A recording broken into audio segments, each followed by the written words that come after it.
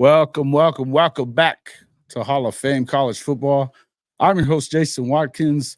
He's a sickly coach, Philip Roybal. And if you love college football, you know you're in the right place. So before you forget, smash that red subscriber button, like our videos, and don't forget to ring that bell. So you don't miss a moment of Hall of Fame college football. Wipe your feet before you come in this house. Folks, we got a lot of stuff going today. Lots to talk about. We're going to kind of wrap up this season, talk about some of the biggest storylines that we've kind of come up with at the end of the year. Obviously, got to start off talking a little bit about that national championship game. We have, right now, we're probably going to end up with quite a few guests by the time this is all over with. Right now, from the Blitz City podcast and FBS Fridays, our boy Kobe Orr and his partner Clay McCarter. Welcome to the show, gentlemen. Hey, I was gonna say, hey, Coach, I'm sick too, man. I'm getting over something too, so you ain't alone tonight. So we both feel like shit. Yeah, like absolutely. Well, I'm not sure what I feel more like shit over, the flu or Michigan. I'm not sure yet, but I think I know Michigan. You can tell he's not an Ohio State fan. So what would you guess? Of course, you can probably see it in the background, Notre Dame. He said to hell with Michigan. But hey, guys, for me being an Oregon fan, I was happy to see Washington lose. I'm sure you were. Yeah. I was kind of figuring you were, and you could almost kind of see it at halftime whenever they were talking to Coach Lanny up there. And there, that you could kind of see that little smirk. He's like, they're getting their ass whipped. I love it. I loved it. Everybody's like, nah, for the Pac-12. I was like, nah, fuck that. I don't want them to win. I'm sorry.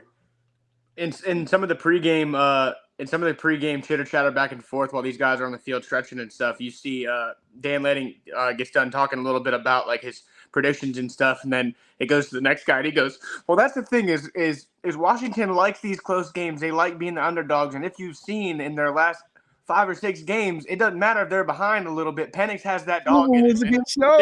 Dan Lanning kind of goes, yeah. Hey man, it was almost like old boy last year that was just wearing old Saban out at the podium, got him fired from and everything. Our boy, Hey, welcome to the show, everybody. Thunder, welcome in. Sooner Legend, Hankster, Steve B. Hey, check it out. It's our girl, Kimberly K. Steve B. T-Boomer, Sharpshooters be in here with us here in just a little bit too, from the Sharpshooter podcast. T-Boomer, right. Welcome to the show, everybody. Make sure you wipe your feet as you get in here. You know how to do it. It helps all of our it helps the algorithm. Make sure that we're getting out there to everybody. Want to thank everybody for helping us get to 3,000 subscribers. We'd love to get 3,000 more here in a couple of days, although we don't have Cat Williams on, so I don't know how quick we're going to pop up to another three grand. But what about that, guys? What the hell? Freaking 100 million views in like a week? Some shit. Oh my god, yo! It was some crazy number, man. Cat just chose violence, bro. He chose violence. After the word hate, violence. Comedians choosing violence is awesome, right? I think we should post a naked picture of J-Lo. Yeah, but then I get sued and I ain't got no damn money. They can't take any then if you don't have any, right? Fair enough. Let's do it. All right. Welcome into the show, Bishop Frank. Thanks for being in here, Brinsky. Okay, guys, let's talk a little bit about this ball game that we saw last night. Michigan Wolverines. We got it done, man, and we talked about it a lot over the last couple of weeks, and basically since they announced it, was that, look, the only way that Washington was going to get beat was if you got to Michael Penix. After what you saw them do a week ago to Texas, the one glaring weakness that you saw in Texas all season was their secondary. Right. But even their defensive line with, Tavondre Sweat, they couldn't even get to him, really, and get him rattled enough. let's talk about what they did last night, because not only did they get to Michael Penix, they put their foot up his ass, man. I mean, the dude was getting boogered up from start to finish. Kobe, tell me what you thought about this game.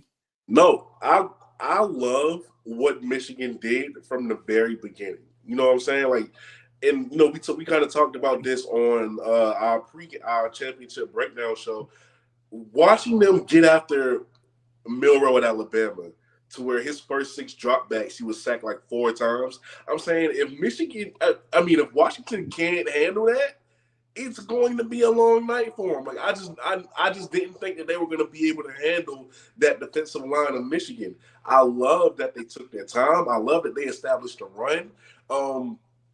From the beginning to end, man, I was really happy. Now there was a point in time in the game where I'm like, okay, put them away. Like let's put them away, because you letting them hang around too long, and we know that's when Washington really likes to act up. All right, but they actually did a good job of putting them away at a certain point in the game. That defense was just great, getting the Penix, man. I love the game plan for Michigan. I thought Michigan did a great job defensively, getting to Penix, harassing him. I thought their defensive backs did about as good a job of holding the receivers as anybody in the country. Them motherfuckers were wrapping those guys up, pulling their jerseys off. It was ridiculous that they weren't making those holding calls. But at the end of the day, Penix played like shit. But that's, like you said, Kobe, that's attributed to the defensive front that really put pressure on him. And our dumbass offensive linemen from Washington, they don't know the snap counts, even though they're supposed to know them. 73 had 60. He had as many penalties as his jersey number. But at the end of the day, the truth is they should have been put away in the first half. Right. And I don't know what the hell Michigan's thinking by you're running all over their ass. And you're going to start throwing the football? Come on, guys. McCarthy's not that great a passer. He's a timely passer if you're timely. Yes. And, right? and I tell you, they let them stay in the game till late in the game. They should have been put away early. Guys, this should have been a blowout. I mean, it was kind of a blowout, but it should have been far worse and done far earlier. And you know what I struggle with is you're handing a national championship trophy to this son of a bitch that cheated and has cheated for a long time now. And you're going to hand him a national championship trophy to hold up. Guys, what message are we sending? The son of a bitch, how many games did he miss this year? So what's the message we're sending? Hey, go cheat, you motherfuckers. You can win all the games you want to win if you cheat. So I struggle with that, and I hope they strip them son of a bitches of the title. That's all I got. Okay, real quick, though. Coach, think about it. Just 1 second, though. I mean, come on. This is not new stuff. We talked about this a lot too over the last few weeks, and you know as well as I do that this shit's going on. Clay, do you feel like this is do you have a problem with the way that they were even there, or do you feel like they're going to get stripped of this thing, or where do you think this goes from here, Clay? Don't be a dumbass and get caught. I would say for sure. I would say if the NCAA is going to do their due diligence and actually dig deeper into this of saying, okay, well, hold on. If Ohio State has been saying, well, they've been stealing signs for years. We've just been trying to adapt. And Alabama executives come out and say, well, 80% of the country's been stealing signs. I mean, then let the let the NCAA and the CFB committee kind of do a little bit more of some research on it and figure out, okay, how true is this? And if there is, proof of this happening amongst not only the Division I level, but if it's D2, FCS, and all the other, competitive leagues that are in college football, then yeah, throw out some kind of, I don't know if it's going to be, restrictions or pulling scholarships or fines, or if we're pulling championships or whatever. I mean, at the end of the day, you could strip the title from people in certain sports, but we all watched it. We all saw the outcome. You saw it happen. You can't like with Louisville. You can't. All you want to, man. In basketball, we all watched the everybody game they happen. play. We saw the final score. If you want to take the banner away, it doesn't matter. We have the game. I can go pull it up on YouTube and see how it happened when the confetti came down. Cool. Coach I, and welcome to the show, Coach I from Fan Addict Sports Network. What up? Glad to see you, my man. What's up? What's going on, my man? You jumped in right at a hot moment. Coach in here, firing off freaking shots. You know what I'm saying? Got the hoodie on like Rocky, you outside, you know what I'm saying? Running in the snow. What's going on, Coach? What's up, brother? hey, let me mention something else. Where is he here? Purple Orca. Take your whale ass with your orca. And if I said anything, fuck with Coach, I'm gonna tell you if I said anything that was not factual, tell me what it is. There ain't no jealousy. Hell, I hate Michigan. If I don't, I'm not sure I'd be a Notre Dame fan. But at the end of the day, have I said something that wasn't factual? Can I get a horn down? No jealousy. No, I'll go horns down all day. I don't got no dog in that fight. But anyway, sorry about that, Coach I. Coach, you good, man? Getting in a good spot, though. That's what I was gonna. Where let's say somehow the NCAA and its puts down its foam hammer on the Michigan Wolverines. Does it freaking matter at this point? Because they already put him in a three game suspension. He missed 3 games at the start of the season too. They won anyway. They beat Alabama. They basically boogered up Washington. Like Clay just said, we just saw them do it. Does it matter if they vacate the championship at this point? Hell yeah, it matters. I don't give a shit if we saw them win it 10 times in a row. It matters. Coach, if it was Notre Dame, let me ask you that way. If it was Notre Dame, would it matter? They ought to strip their ass too. You know what? If you're saying it's okay to cheat to get to the pinnacle of success, bullshit. Yes, Coach, they want. We know that they haven't been cheating for a while, and they've still been winning. This is a change of attitude from just the other day. So how long before that they've been cheating that helped them get to this point? It's been a while. Go ahead, Coach I. Answer. Somebody answer. Well, it's like this. You talking about in my book. USC still won in 2004 and 5 or whatever it was. As a program, I don't know, man. I'll be honest with you, dog. If Georgia ain't winning, I don't care what they do to Michigan. But if they vacate them in the record books, they won't be there. We're nothing if we aren't honest around this motherfucker. No, I'm kind of in the middle, to be honest with you, man. Like in the record books, they're not gonna be champions. So if I was to get into an argument with a Michigan fan and they vacated it, where I'm going. I would be like, you ain't winning no championship. But to my man point, we watched the game, but it's just that's what it is. So USC fans, yeah, that's right. I do know a lot of USC fans that are pissed off about it. Yeah, I'll tell you this. I'll tell you this. Up in here tonight, man. I'll tell you this. So to people considering them the champion, I do know this. After Georgia won, their second one went back to back. When they mentioned all the teams that had went back to back in the last 20 years, they mentioned USC. So technically they got one vacated. So I think it just depends on who you are and what means. Like if I was coach, I'm a Notre Dame fan. You damn right I'm not counting. If they vacated, don't count. Like if Florida won and then they vacated it, I would say they didn't win. I don't care what game I watch. You remember the big team could have got pulled out of Florida. Hey, you remember that one? So because I consider that year no champion. Yeah, Florida won SEC championship. Imagine that. Square, and they pulled them out for recruiting violations. That was at what, late 80s? Yeah. So that's what I'm saying. So like if I got a dog in the fight, and if when it come to Florida, just like I'm pretty sure if they was the vacate of Georgia win, Florida fans wouldn't count it. So if I'm coach, no, I ain't counting Michigan. If they vacated. Coach I knows I'm a Gator fan, and congratulations on ETN. Hey, listen, we're gonna teach him how to pass pro up here in Athens. You know what I'm saying? Shots fired. Here we go. Hey, Kobe, jump in here, man. Save us here. Where are you at on this? Do you feel like I know. Obviously, you didn't want to see Washington win. So, but in the end, where are your thoughts on this? Because the Big Ten could have fixed this shit when they gave them another 3-game suspension. They could have been like, "Nope, you're gone."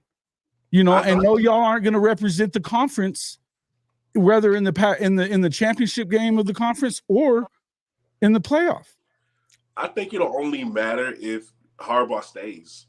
Because then now I think, okay, I do think they try to get a little bit more harsher with whatever the punishment may be if he stays. If he leaves, it's not gonna matter, right? It'll actually be here on Michigan because he's not there, But if he stays, I can imagine that the powers that be kind of feel they feel a little bit like punks right now. Like you kind of feel like how Roger Goodell felt after he had to hand that Super Bowl trophy to Tom Brady. After not the deflate gate. Yeah.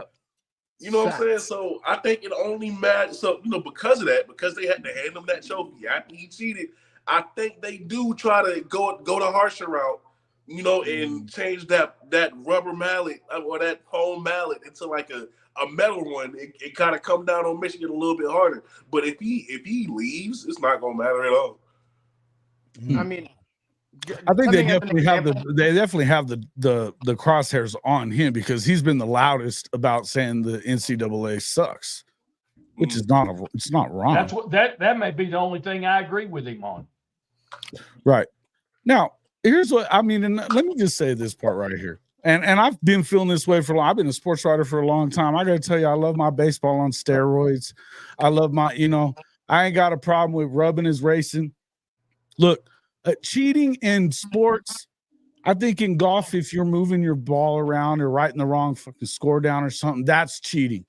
The rest of it, everybody's trying to get an advantage. We know that Ohio State had 4 or 5 other teams having a sting that they were all trying to get Michigan's signs too. I really don't have a big ass problem with any of it.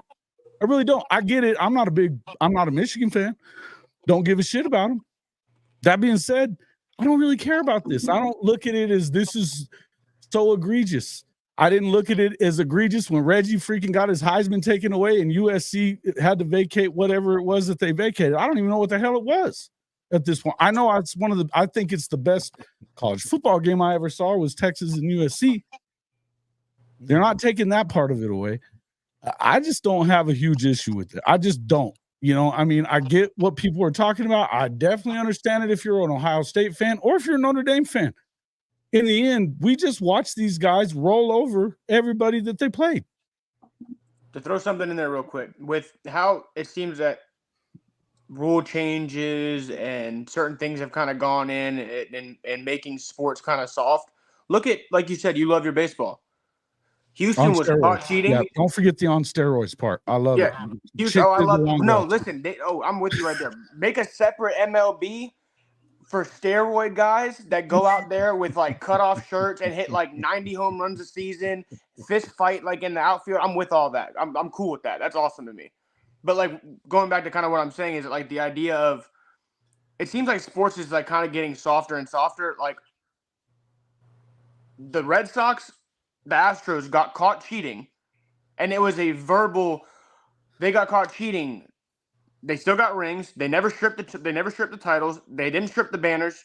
The things are hanging. The games are played. It all happened. So it's like just the managers lost their freaking jobs. That's all. Yeah, people just got fired and some money was taken away. Whatever. But the owner had to pay some money. Cool. But guess what?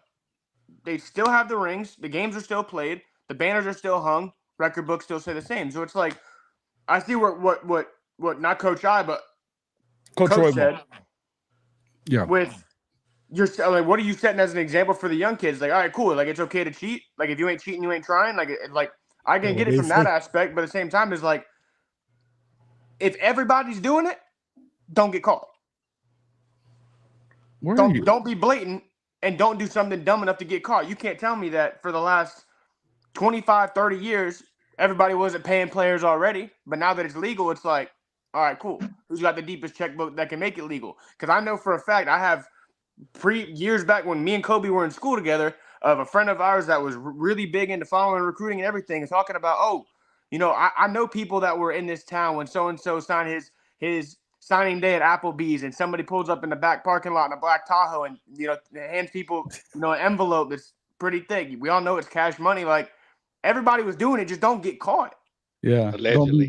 Don't be Jeremy. Alleged. And stay off the phones. That's one thing. Stay off the phones. Stop documenting Don't be a everything. dumbass. Bottom line, don't be a dumbass. It's self-incriminating. They were pretty Allegedly. terrible at it. They were pretty terrible at it, especially for a military guy that's like running that racket. And it was just completely like, come on, bro. Allegedly, there was Jeeps Right. pulling up in the parking lot. Allegedly. Oh yeah, I forgot. My bad. My bad. Chick-fil-A bags full of cash and Allegedly. shit.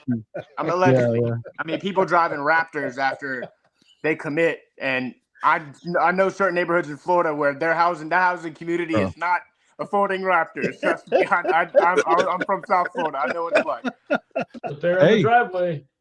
I'm gonna tell Called you. Student Community Travel Help Vehicle. I think there's a reason that Coach Saban throws his shit fits as he does, because he was used to being the guy that was the best at getting away with it. Bingo. And now his Allegedly. his advantage is kind of gone, and that's why it pisses him off, right? Allegedly. Bingo. So, Oh my goodness. Shawty Parker, what's up, my man? Former Georgia football player. Gentlemen, what's happening? What's up, man? How you been? I don't know, man. I've been backstage for about 10 minutes. When I came on, y'all had Coach pissed off about something. Coach been pissed off, man. He just got the hood on. Hood on, yeah. That's what I said. God, what's going on? Yeah, I'm not feeling good, Shotty. I've been sick for about 3 days. Think I have the flu. I know I don't have COVID because I've tested twice, but I feel like shit. And then watching that game last night made me feel like more shit. Hey, Bomber I don't in know. the building. Hey guys, how we doing? What's up, Bomber? What's up? It's good to see Nathan you. Bomber down from the Big 12 Mafia. Welcome to the show, my man. You guys got to get me on your shows. I can't wait. I love every one of your shows, and I love to see you guys. Hey, man, well, welcome in, man. We're just talking a little smack about the cheating scandal. Sorry your Huskies lost last night. Bomber's a BYU/Husky fan. Yeah. BYU, we saw what happened to them, and then, get all the way to the end. It kind of hurts, huh? Boy, it almost was like, where did Penix go? I could not believe the difference in the play. And there were reports later that he was hurt. He got hurt in the first quarter. I don't know if that's true or not. Excuses come with losses. We all know that. Yeah, but he just didn't look like the first round draft pick like he did the week before. So Michigan's defense is good. Look, it's called pressure. Jim Harbaugh's brother's John Harbaugh, and he's the coach of the Baltimore Ravens. And if you don't think they can put together a defense for one game, especially, I think you're nuts. So I think DeBoer just got outcoached. I think the players Penix was on his heels all night. The whole game. It was like a different team. They implanted their foot up his ass, is what I was saying. It was not. It wasn't breadbasket throws like we saw in Texas game. No, it wasn't. Receivers were dropping balls. They were high. He missed. I mean, Rome took the blame on that one wide open ball that he had, but in reality, that was not a Penix ball that we saw earlier in the season or during the Oregon game no. I think he missed 4 passes against Texas or something like that. I mean, he was money all night. He made every throw. Last night he couldn't make any of them, and it's Sean said it perfect. You put pressure on this guy, and we've been talking about this for a few weeks. If you don't get pressure on him, he's going to eat you alive. Oh yeah. But not only did they pressure him, but they beat the hell out of him, man. Well, sometimes it wasn't pressure. It was the internal clock was just sped up. Yep. Yeah. I think he made rapid throws. Two points I want to make is, and I made it earlier, but number one, the DBs from Michigan are the best holding some bitches I've seen in the country. What you talking about? They grabbed him. Number two, the officials are friggin' blind. Okay. Or maybe a combination of the two, because there was tons of holding going on in the back end. Hell, if Shotty would have been playing in this game, he'd have been so damn mad. I mean, guys, they raped and pillaged those poor receivers. They said if you ain't gonna call it, I'm gonna grab me some more jersey. Exactly, and that's what they That's kept right. doing. Exactly. And point number 2, Penix looked great every game before this one, but the other thing Shotty said is called pressure. And he was so scared. I'm telling you, he had a scared look on his face when they showed him on the camera. Coach, are you talking about pressure from the defensive front, or are you talking about internal pressure that he may have been feeling coming in? I'm talking about from the defensive front that also transferred over to internal pressure. I think it was pressure both ways. But it was brought on by Michigan's defensive front. Not having a healthy Dylan Johnson didn't help either. So. Definitely. You guys do know that was an ACC officiating crew, and they had the most INT calls throughout the season. And they said they did not want to be a part of, dictating the game. That's why they didn't make as many calls. This is the last game of the season, the most important one. You got to call the game fair and clean. That definitely went against Washington, no doubt. Yeah, but look, 100%. Okay, but how many times have we talked about this, that you cannot allow officials to freaking control the football game for you? True. You can't, but when you're getting tackled, almost every pass play.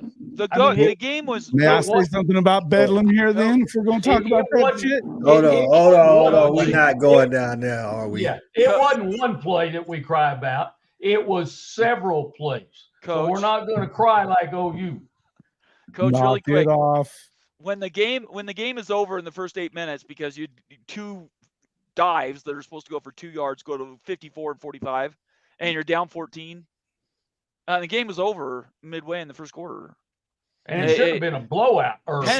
It should have been a blowout, and Penix brought them back, but they were never back in the game. Michigan brought them back because Michigan's running up their ass like there ain't no tomorrow, and they start letting JJ throw the ball. That was weird to me, man. They're going 19 yards a clip, and they're freaking start throwing the ball. JJ can't feed the ball to throw the starving birds. Did anybody notice it seemed like once they saw that the run game, anything between the tackles was starting to get slowed down to 1 to 2 yards a carry, that they moved to a pretty kind of vanilla offense, as in the terms of it seems like they were going that outside screen, that tight end screen that they love to run, and it was just crossers or go route for Rome. It was like the same 4 or 5 plays, just have the left or the right side of the field and just swap whichever guy you want to. It was either whenever Buddy comes in a motion, he stops and then turns around and cuts on the screen. He gets a little bit of help from the O-line coming up the right side. And it was the same thing on the other side 2 plays later. And once they realized they couldn't run the ball, whichever it was outside or if it was inside, they went to screens, go route, and maybe a crosser. And that was it. It didn't seem like there was no get out to the flat and just get up at a 3 or 4 yard pickup real quick and let's just move the chain so we can try to figure out if we can get to another 3 yard run situation. It was very, very. It seemed like they dumbed the play calling down instead of, man, why don't you throw more? Why don't you throw more talent up front for him to have to block to give him the more time because you know he don't got it, and try to see if you can get some them out fast. Get them out fast. Try to get some 1-on-1s. Yeah. Have a tight end release or something and try to and get up into the middle of the 7 and see kind of where you're at. But it just seemed like they were just like, you know what? These boys are going to be at him in 2 to 3 seconds, no problem. Let's just try to get the ball out of his hands quick. If you go watch the All 22, which is available on ESPN, the ESPN app, and I did this morning because I saw something on Twitter. Somebody said something about it.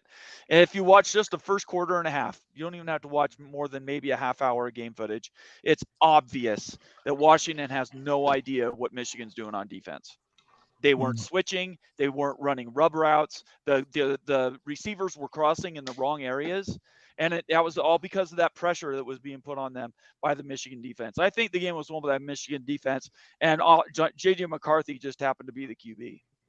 Right. Shawnee, if you're a receiver and you're struggling getting off the line, which I know you got to have games like that from time to time, what do you do to try to free yourself up there?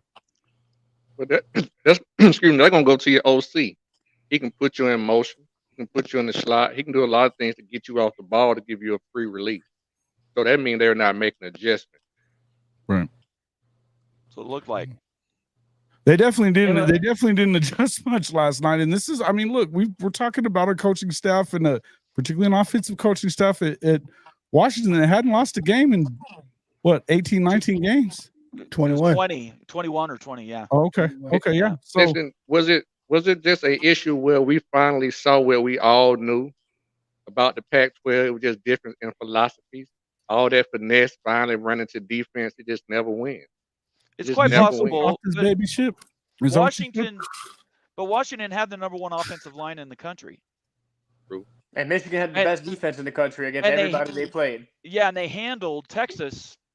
They could have beat Texas by 2.5 touchdowns. Yeah, well, I mean, obviously Texas' defensive line wasn't as good though as the Michigan defensive that's line. obvious now, sure. And their We're not playing secondary- NC2A 2K, I think, so we could play these games in simulation. That'd be fun. Yeah, I don't know if you can simulate that, bro.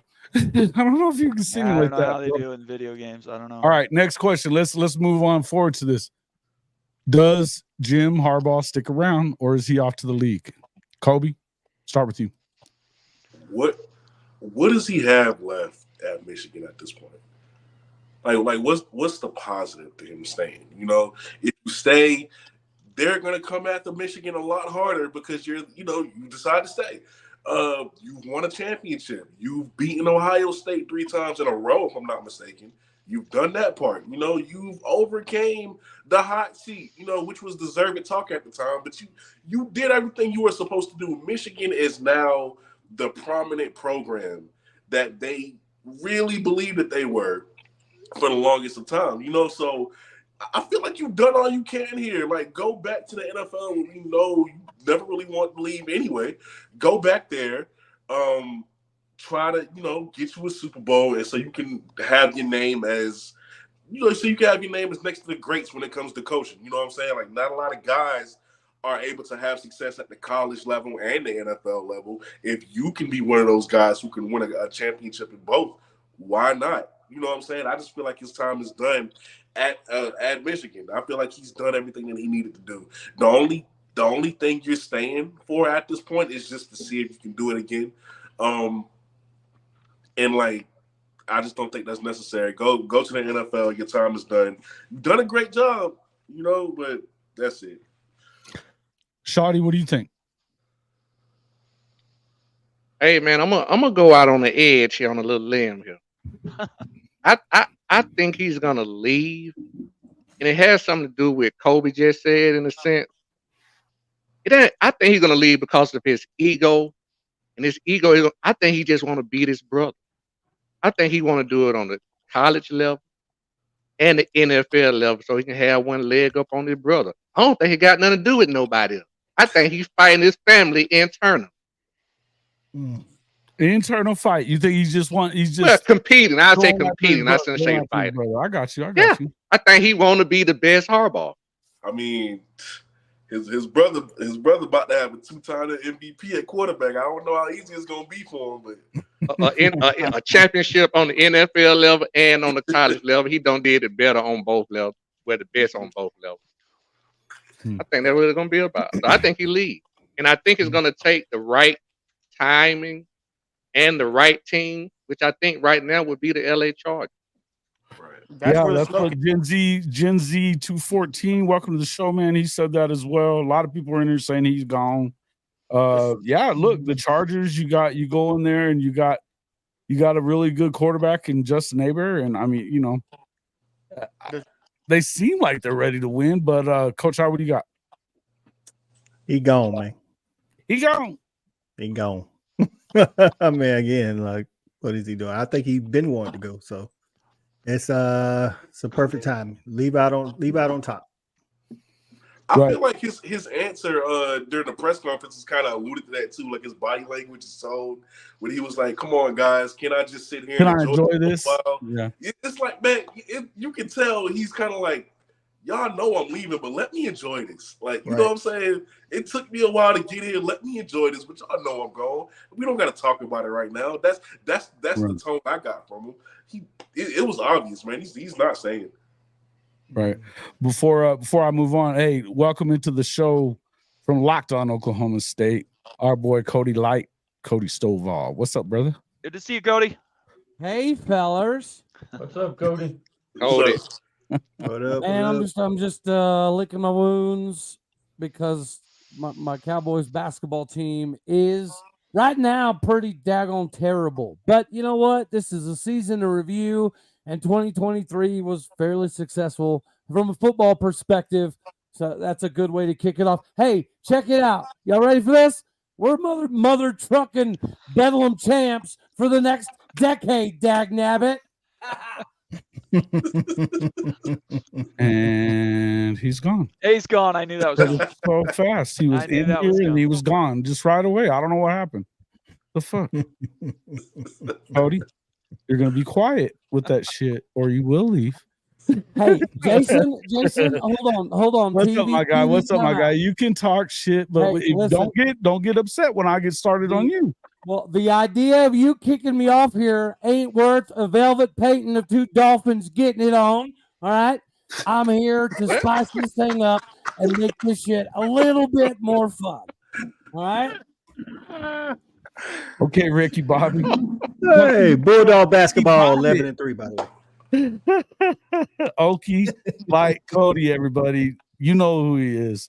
Welcome him. Hey, go throw a parade, Cody. Yeah, there you go, Jen. Hey, Gen Z, that's a nice one. I like that. All right, guys, look. Let's just for that. OU is the all-time Bedlam champions. But let's move on. Cody, what did you think about this game last night? And first, obviously, do you see Harbaugh? Is he gone? Does he stay? Would it have mattered if he won the game last night or not?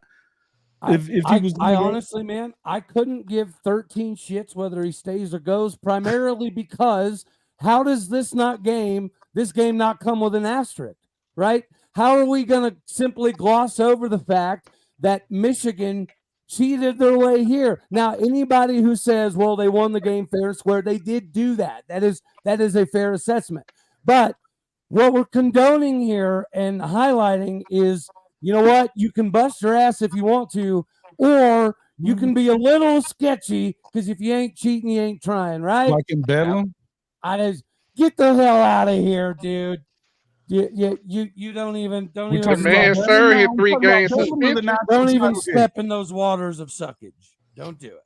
Don't do it. Didn't he serve his suspension? I thought once you do your time, you're supposed to get, a second chance or something. Yeah, I don't know, man. If I really care about the cheating stuff, or like I said, but I don't really have a dog in the fight anyway. All I know is since he served the suspension, since they've known about it and made it clear that obviously they're not having these signs. And then, nobody's even said this yet, is why the hell is it not like the NFL where you can call the play in and nobody sees it or hears anything except for your quarterback?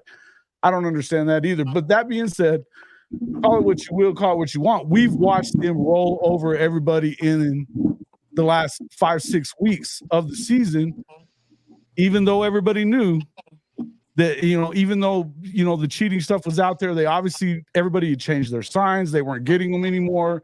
They fired their knucklehead that, didn't cover his tracks very good. Look, they still went in and won it. Even if you strip it, and this is what I've already asked these guys, even if you strip this championship, does it matter? Nobody's going to remember that. Nobody remembers USC lost theirs. Well, you know what? I will say this. It's a good thing that we are going to get the expansion of the playoff, because it wasn't a bad turnout per se, but Georgia deserved to be in the daggone thing, right? Yeah, so if we have this different format and everything shakes out the way that it does, I think that it was evidentiary proof by the end of the season that it would have been probably Georgia and Michigan. And if that's the case, I don't know that Michigan wins. Right. And as you can see, this is live coverage of Coach agreeing with me 100%. Oops, that was an accident. Coach brought the party, baby. Hey, Jason, can I give you my Harbaugh answer? Because I got to get out of here. Please, yeah. I know you got to get, man. That's okay. For one thing, it's good to see everybody, right? We got the off season now. We need to start doing shows together and stuff. It's great to see everybody here, though. I think Harbaugh's gone, and I think he leaves just like Pete left USC for Seattle. And I think he does go to Oakland because Oakland is the bad boy NFL franchise. They're the ones that have that moniker, Al Davis and all. So that's where I think he goes, even though they don't have a quarterback. Yeah, I get it. Okay. Yeah, I can see that happening. Before you get out of here, Bomber, tell everybody how to find you and where to get all your amazing content. Hey, you know where before he go though? Listen, I don't know if Harbaugh could play under that owner. You know, Harbaugh a control freak. Go ahead. That's true. Mike Davis is with the Raiders. That's true. Davis doesn't get in the way. Is it Mike Davis? What's his son's name? Yeah, he doesn't get in the way. Mike Davis. Davis, yeah. I think he is his dad. His dad played with the franchise all the time. Yeah, he's not like his dad, man. Big 12 Mafia. He doesn't know. look me up on YouTube. Big 12 Mafia. I got a cast of thousands, a good group of guys that do that show with me.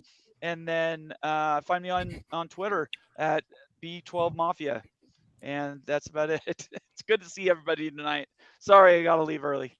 No worries, Happy New man. Year. Thank you for coming in and giving us your perspective, man. We love the show. And we'll catch you on the next one, man. Thanks a lot. No problem. You got Cody to fill for me, so Cody's going to come in and take over for me. There it is. All right. We'll see you guys later. Bye-bye. Yeah, we're going to kick Cody's ass out. So that's all right. Later, bud. All right. Hey, okay. So kind of getting back to where Coach, are you live over there, Coach? You doing okay? Yeah, I'm alive. Okay. Clay, we kind of skipped past you a little bit there. What are your thoughts on this? Is he staying? Is he going? Would it have mattered if he won or lost? I think there's probably a better chance that he stays there than where we're at now. Obviously, I mean, if you're going to go out in the pinnacle, undefeated season, 15-0. You start with Ohio State winning the first college football playoff. You win the last college football playoff on a 4-team basis. What's happened during the season, let it go. If you want to go into it, a couple of us have said, and keep the family true and have a little bit of a better argument at the dinner table, why don't you go out and join? In my opinion, personally, I think if you look at what's a better fitting spot, I don't think that it's him going and joining the Patriots or people saying, well, go to the Falcons and get that contract. He's not worried about the money. He don't care about the money.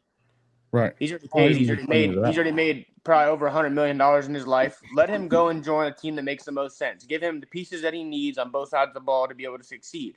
And that team would be the Chargers. He has a quarterback.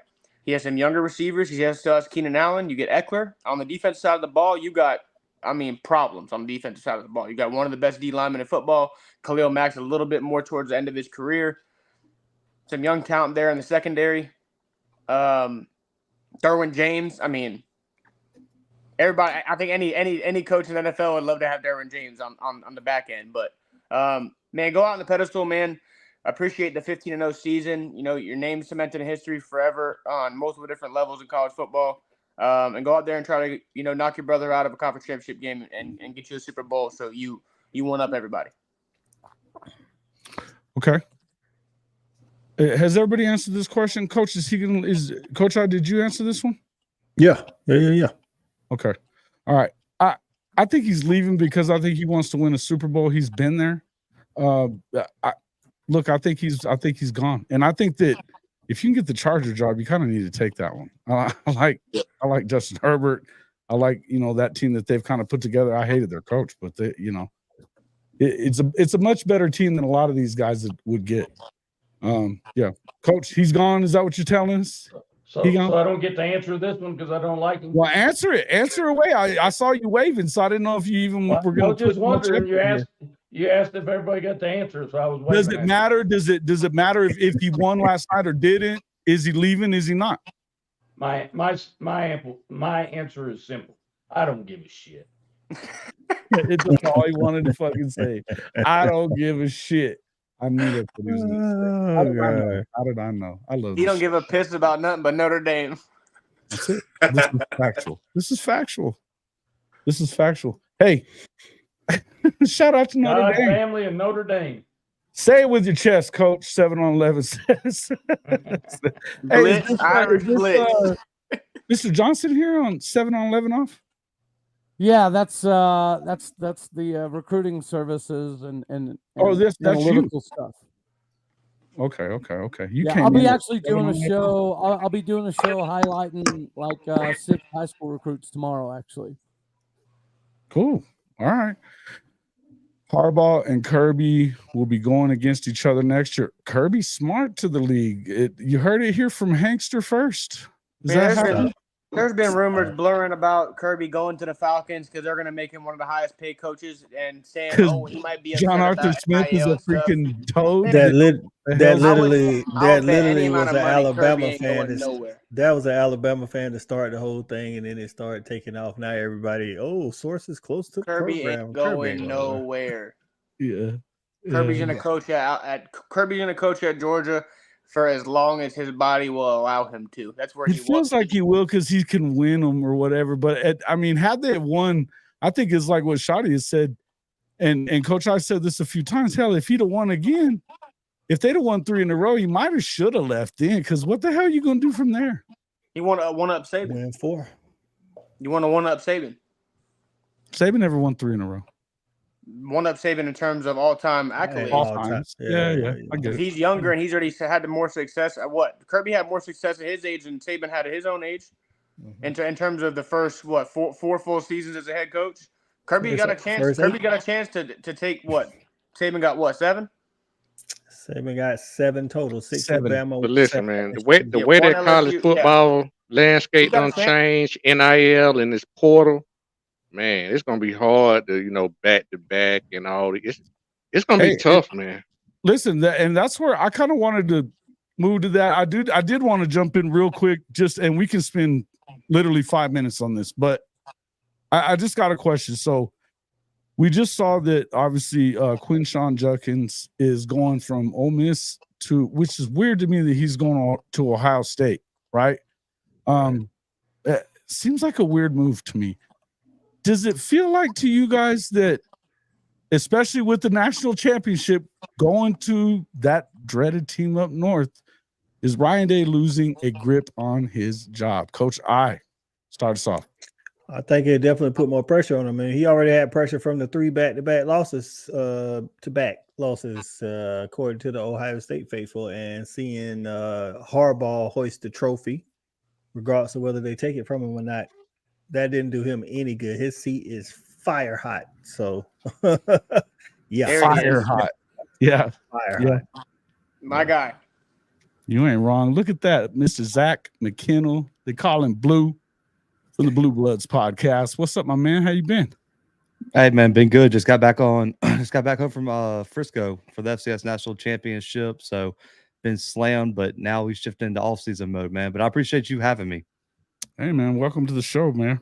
Glad to have you on. Get your before we get off it completely, real quick. Harbaugh stays, Harbaugh goes.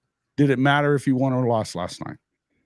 I thought he was gone regardless, but that post-game interview where it just seemed like it rolled off the tongue about the spring schedule for spring practices and everything, it just almost seemed too seamless. So I kind of am leaning the other way, but I wouldn't be surprised if he goes. And if he does end up taking the job, I don't think it would have mattered. I do think that him getting the job done, though, kind of expedited the process to a point because you didn't want to leave without getting a national championship. I think that's kind of what spearheaded his interest in the NFL, is the fact that he wasn't able to get it done the first time.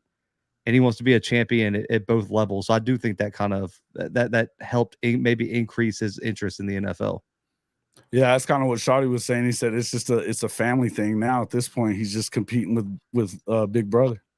At this point, But okay, so from there, and I just asked Coach I, but I'll go to you second. Quinshon Judkins to Ohio State seems weird when they like to throw the ball around, and but they may not have a great quarterback. Is Ryan Day losing his grip on this job, particularly with them winning the national title last night from Michigan? Oh man, that's a loaded one. I think it increased the pressure. Yeah, I think it increased the pressure on them because let's just be honest. That's why the pressure increased on Nick Saban to win is Georgia's starting to win all those titles. That's why the Auburn job is not a great one because you have to consistently compete with Georgia and Bama every year. And if they're winning national titles, guess what Auburn fans want to do? They want to beat Georgia and Alabama and go win national titles. So anytime your rival's good, it adds pressure to you. And then also on top of that, we know there's like what 2 probably rivalries, maybe 3, where if you don't beat your rival, you're gone. That's Michigan, Ohio State, that's the Iron Bowl, and maybe Texas, Oklahoma. And that's 3 straight losses and 1 to an interim head coach. They didn't have Harbaugh, and you still couldn't find a way to win that game at home. If he loses a 4th time, and with how pitiful they looked against Missouri, now I know the opt-outs, but bro, 3 points against Missouri is crazy because they were a good offensive team. They were not good defensively. So I think Ryan Day, the pressure's on him, but I heard the Quinshon Judkins move was all about money. Ole Miss didn't want to give him the number. Auburn didn't want to give him the number. Bama didn't want to give him the number. They didn't. It's the same with the NFL. Why am I going to pay a running back millions of dollars when I can just go get a 3-star and he could probably give me 500-600 yards if I get a few of them? So I think Ohio State's the only program that would have gave them that money, and it's because they're not confident in their quarterback situation. I'm not sold on that kid from Kansas State. I don't think he's a massive upgrade over the what's the kid that went to Syracuse, Kyle McCord. Kyle McCord. Yeah, I don't think he's a big Howard. Yeah. I don't think he's an upgrade. I'll be honest, the Kansas State quarterback they should have went after is the true freshman kid behind him because that kid's a problem. The one that led him in the bowl game. So they got the worst. If he could stay healthy, he was hurt a lot though. That's the problem there, right? Yeah. And then wide receivers are always going to be loaded, but they're losing a lot on defense as well. What Travion Henderson entered the portal, which increased their need for running back. I think Ryan Day's on the hot seat, man. I really do. And I never thought I'd say it because he's lost 8 games in his career, but he's lost the 8 games you can't lose. And they got his replacement already on the staff too, probably. Yeah, maybe so. Yeah, I think he's mid. I've always kind of thought he was mid myself. I've been calling him Lincoln Light for a while. Welcome into the show from the Sharpshooters podcast, Mr. Brinsky Sharp. What's up, my man? How you been? What's going on, man? Sorry for my tardiness, man. Yeah, man, you late, man. You getting demerits and shit on that. Come on. Yeah, man. 10-month-old, man. It's killing me, man. It's all good, man. Hey, real quick, what is your thoughts on Ryan Day? Is he losing grip on this thing? Should he be losing grip on this thing? Man, it's almost like the same. It's almost like deja vu all over again, man. With I remember when folks had the same argument with John Harbaugh. They were like, "Oh, he can't win the big one." You mean Jim Harbaugh? Yeah, Jim. My fault. But yeah, Jim Harbaugh or whatnot. But I was like, man, just give it time. You gotta let somebody build or whatnot. But it's the same thing with Day, man. He got the guys, and yes, he shouldn't be losing some of these games.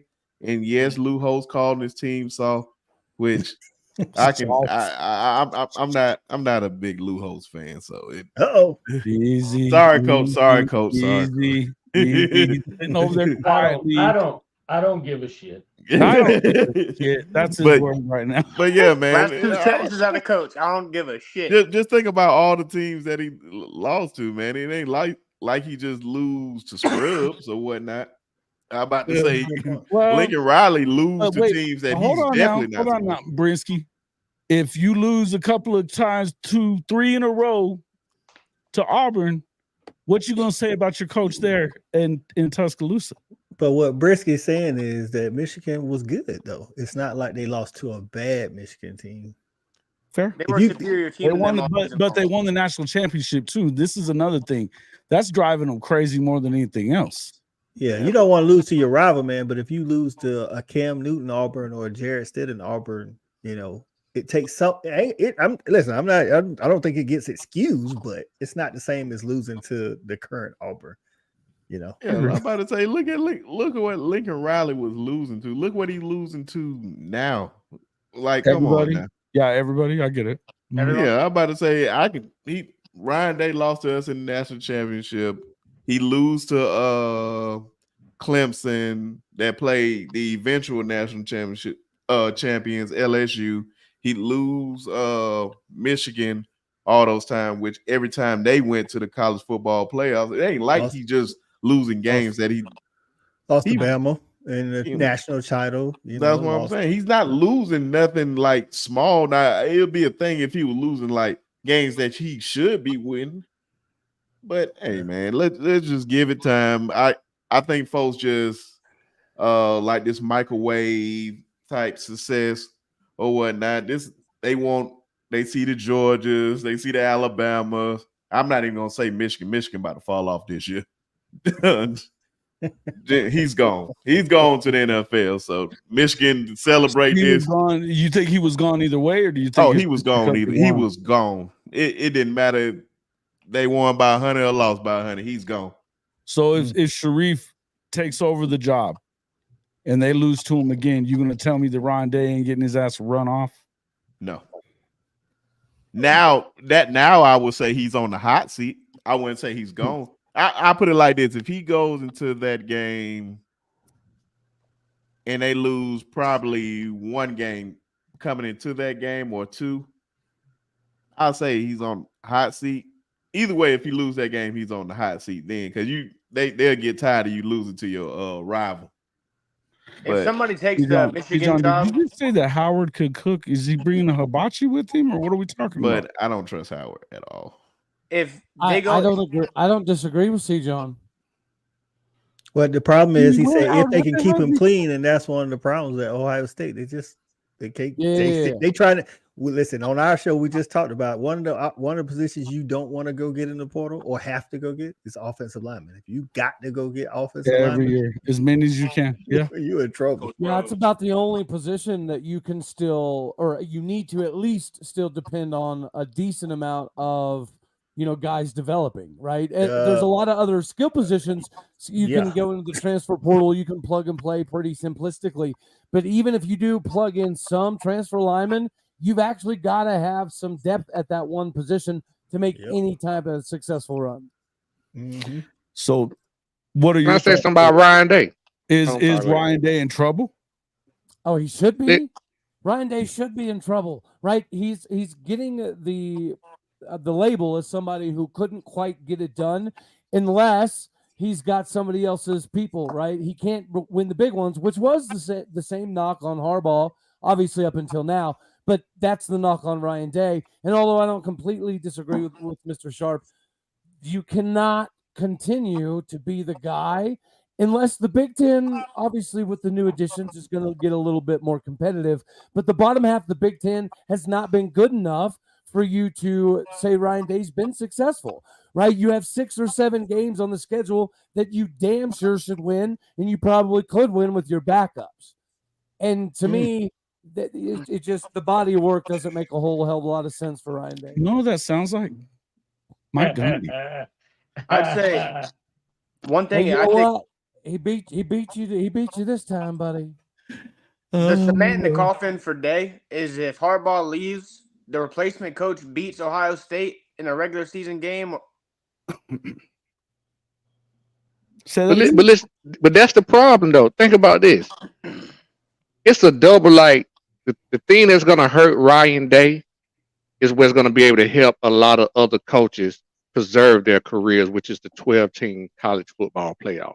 Because if you can get in that, that's going to extend a lot of coaches' careers. But think about this.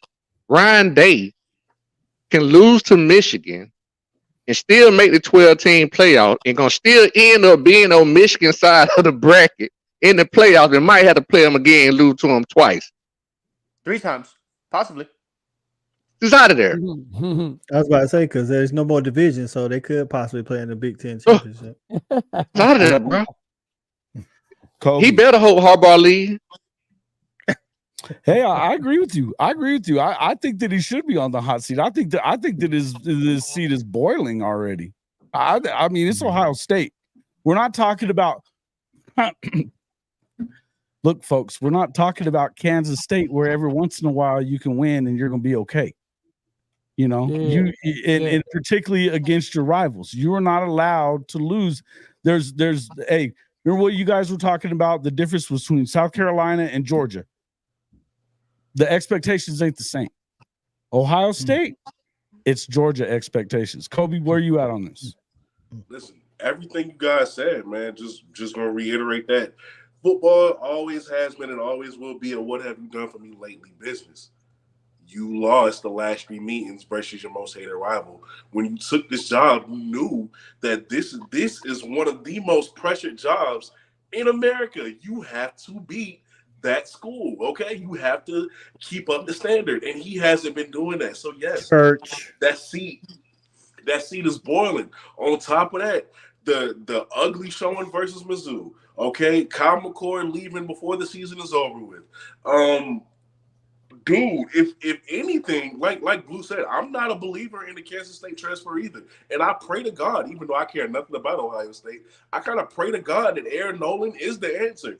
Because if he isn't, you're going. That's it. Because like I said, that kid is not the answer. I feel like at some point he's going to probably work his own self out of the job next season, which means you're probably going to have to give a guy like Aaron Nolan a shot. And if he ain't ready, if he's not ready, bro, I feel bad for Day because he's going. Tough living. Make all that Trigger money, man problems. You gotta win. You gotta win, man. Gotta win. Trigger man problems. Glad we don't have them. Fair. Man, Jim Harbaugh lost to Ohio State 5 straight times. Look, I think that Trust that's me, the part that 5 straight times, listen, and they though, didn't fire him. Listen, though, those 5 straight times Ohio State didn't win the national championship, Brinsky. Those 5 straight times Ohio State didn't go ahead and win the whole damn thing. Dabo lost to South Carolina 5 straight times. Yeah, he's on his way, Yes. and he's ain't gonna let Riley get 5. He ain't gonna get 5 chances. Oh no, I ain't gonna say 5. Now, see, you talking about a different so Clemson though. It wasn't. That was a 8-9 win Clemson at best, and then he turned them into. Now, if he did that now, then he'd have pressure. But it was a different. That was different. You know, they had the David Clownies and Spurrier had them going. So.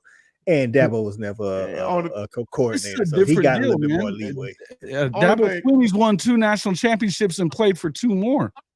Right. But that's what I'm saying. Ryan Day coached one, and look who he lost to. You got to think about the teams that he is losing to. He lost to a 2020 Alabama team that nobody was stopping. Your rival that you were beating 5 times in a row because you had Urban Meyer's guys and you beat them 5 times in a row coming in.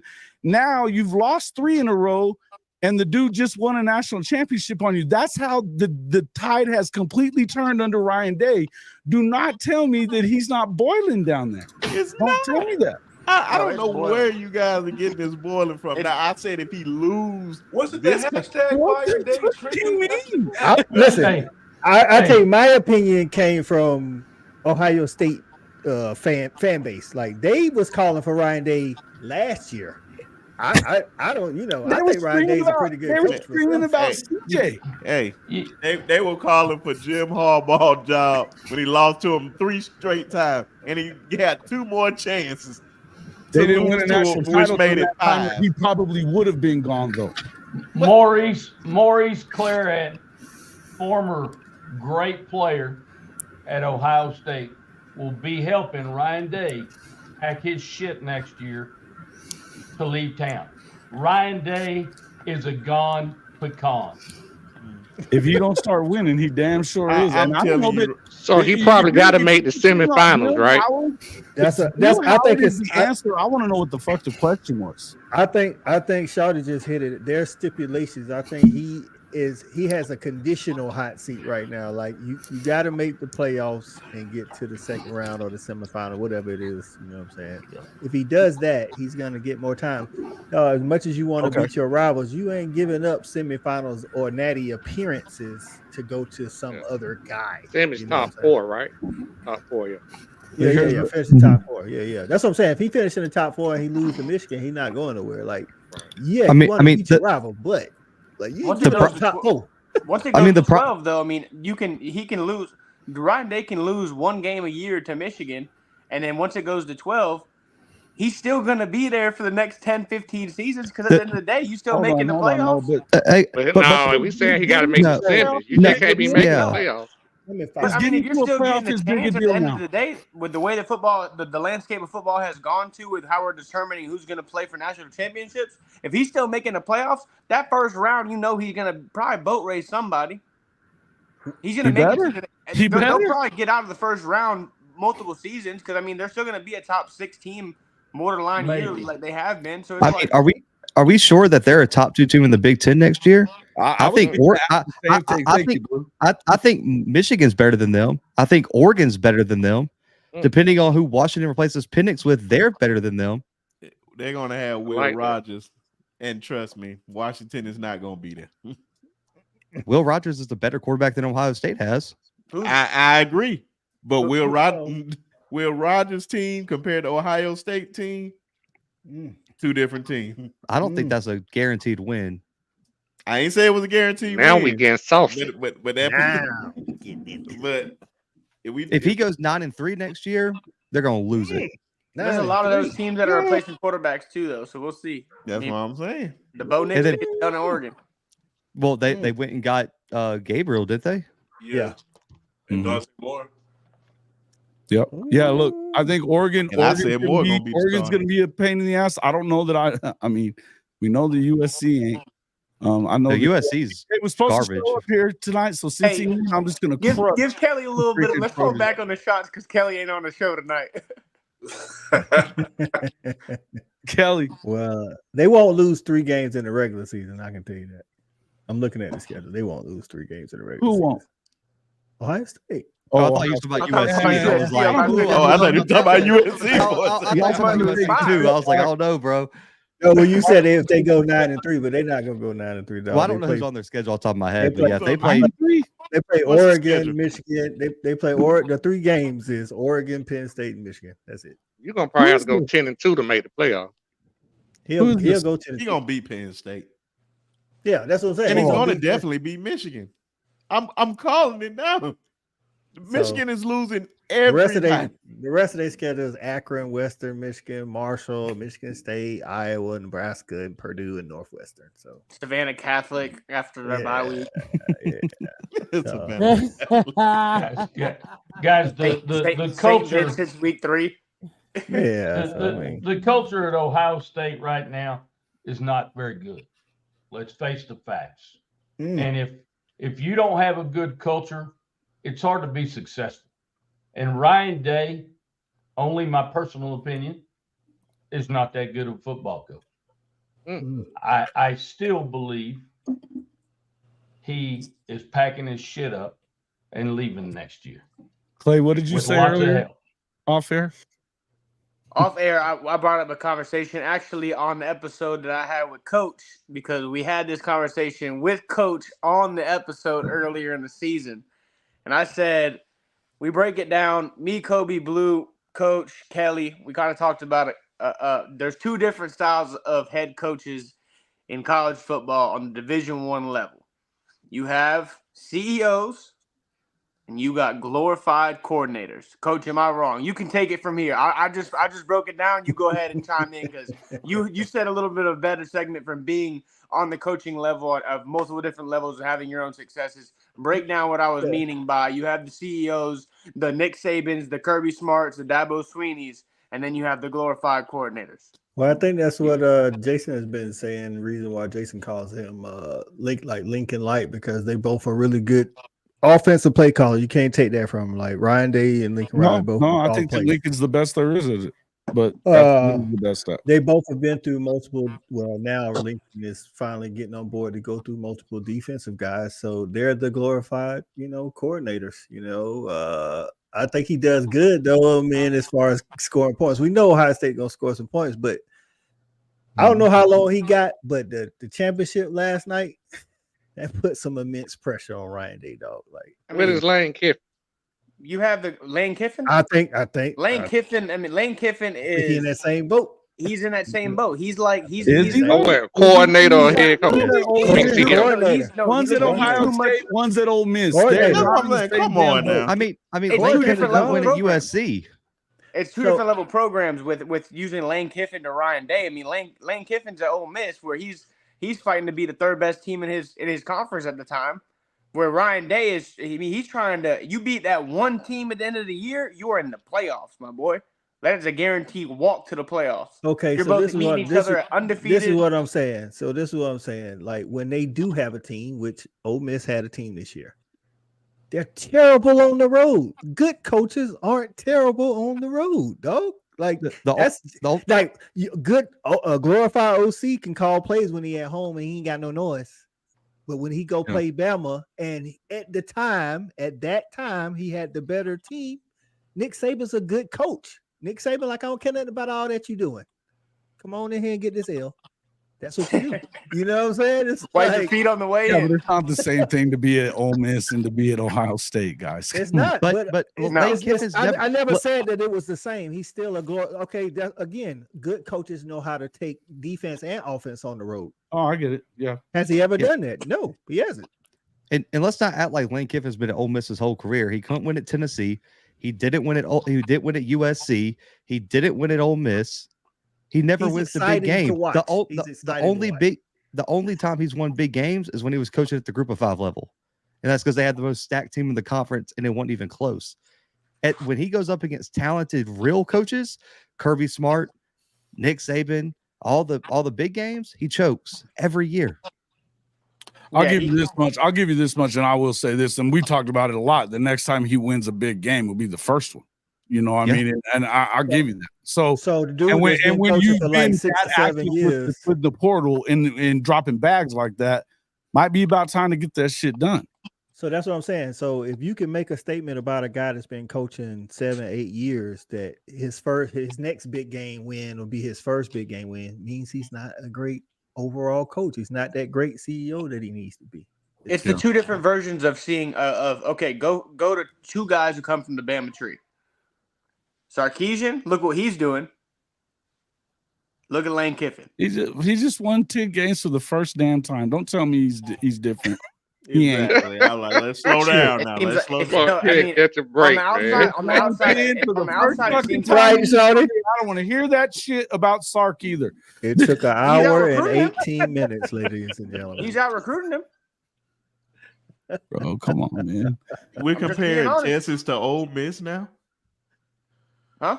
No, I wasn't comparing the program. I was just wondering where he ranked as a coach. Like I said, I wasn't comparing the program. I wasn't comparing the programs, but you might as well because Texas and we comparing Texas to Ole Miss. Of course, he's gonna out-recruit him. He better. Oh, I didn't. Yeah, not the same shit. Coach Roybal, Sark and Lane, same, right? Yeah, sure. I'm not a Sark fan either. Yeah. Hey, I knew you were. He had a great season this year. He did. He better have. He has athletes galore. So at least he's recruiting. So he's doing a good job there. And is the CEO. This guy didn't throw any at the fucking end zone in the semifinal game, and down there on the 12-yard line with New Life, and he doesn't throw any at the end zone. That was wise. Loved it. No, I hear you. But at the end of the day, Sark is not. I want to see him put back-to-back seasons together before I say that he's a good CEO or. Okay, yeah, and you know what? You are going to get to find that out since we're talking about these coaches and what they really are. You got to take a look at Texas right now. They just found out Jatavion Sanders not coming back. They lost their defensive line, pretty much all of it. Now they do have Simmons coming in. He's going to be a bad dude on defensive end. But look, A.D. Mitchell gone. Xavier Worthy gone.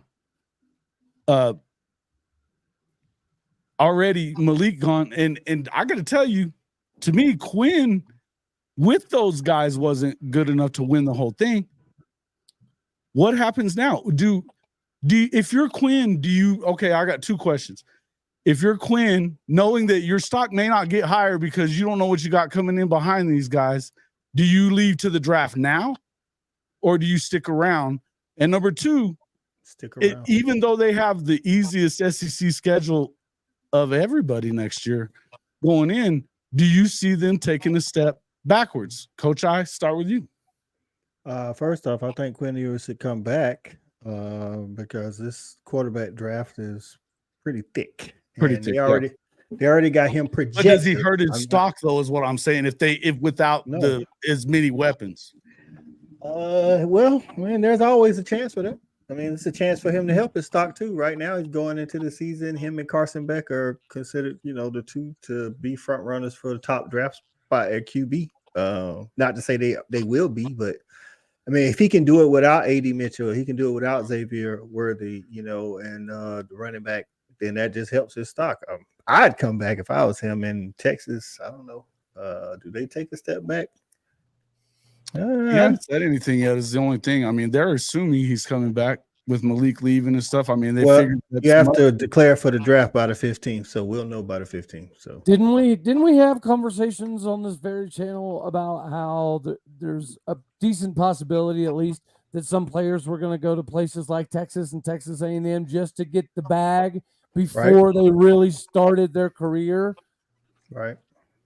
I don't know. But Ewers kind of did that with Ohio State, didn't he? Yes, he did. Absolutely. He got his bag and then he got to go where he really wanted to go. So he got, he got the, and I do think that there's a decent number of people that are going to be doing that. Hell, look at the transfer class right now for A&M. I know Jimbo Fisher getting fired has some hand in that, but A&M's been a dumpster fire, and it's kind of ironic that Texas is having these issues because there's not a lot of people that are willing to pay like Texas.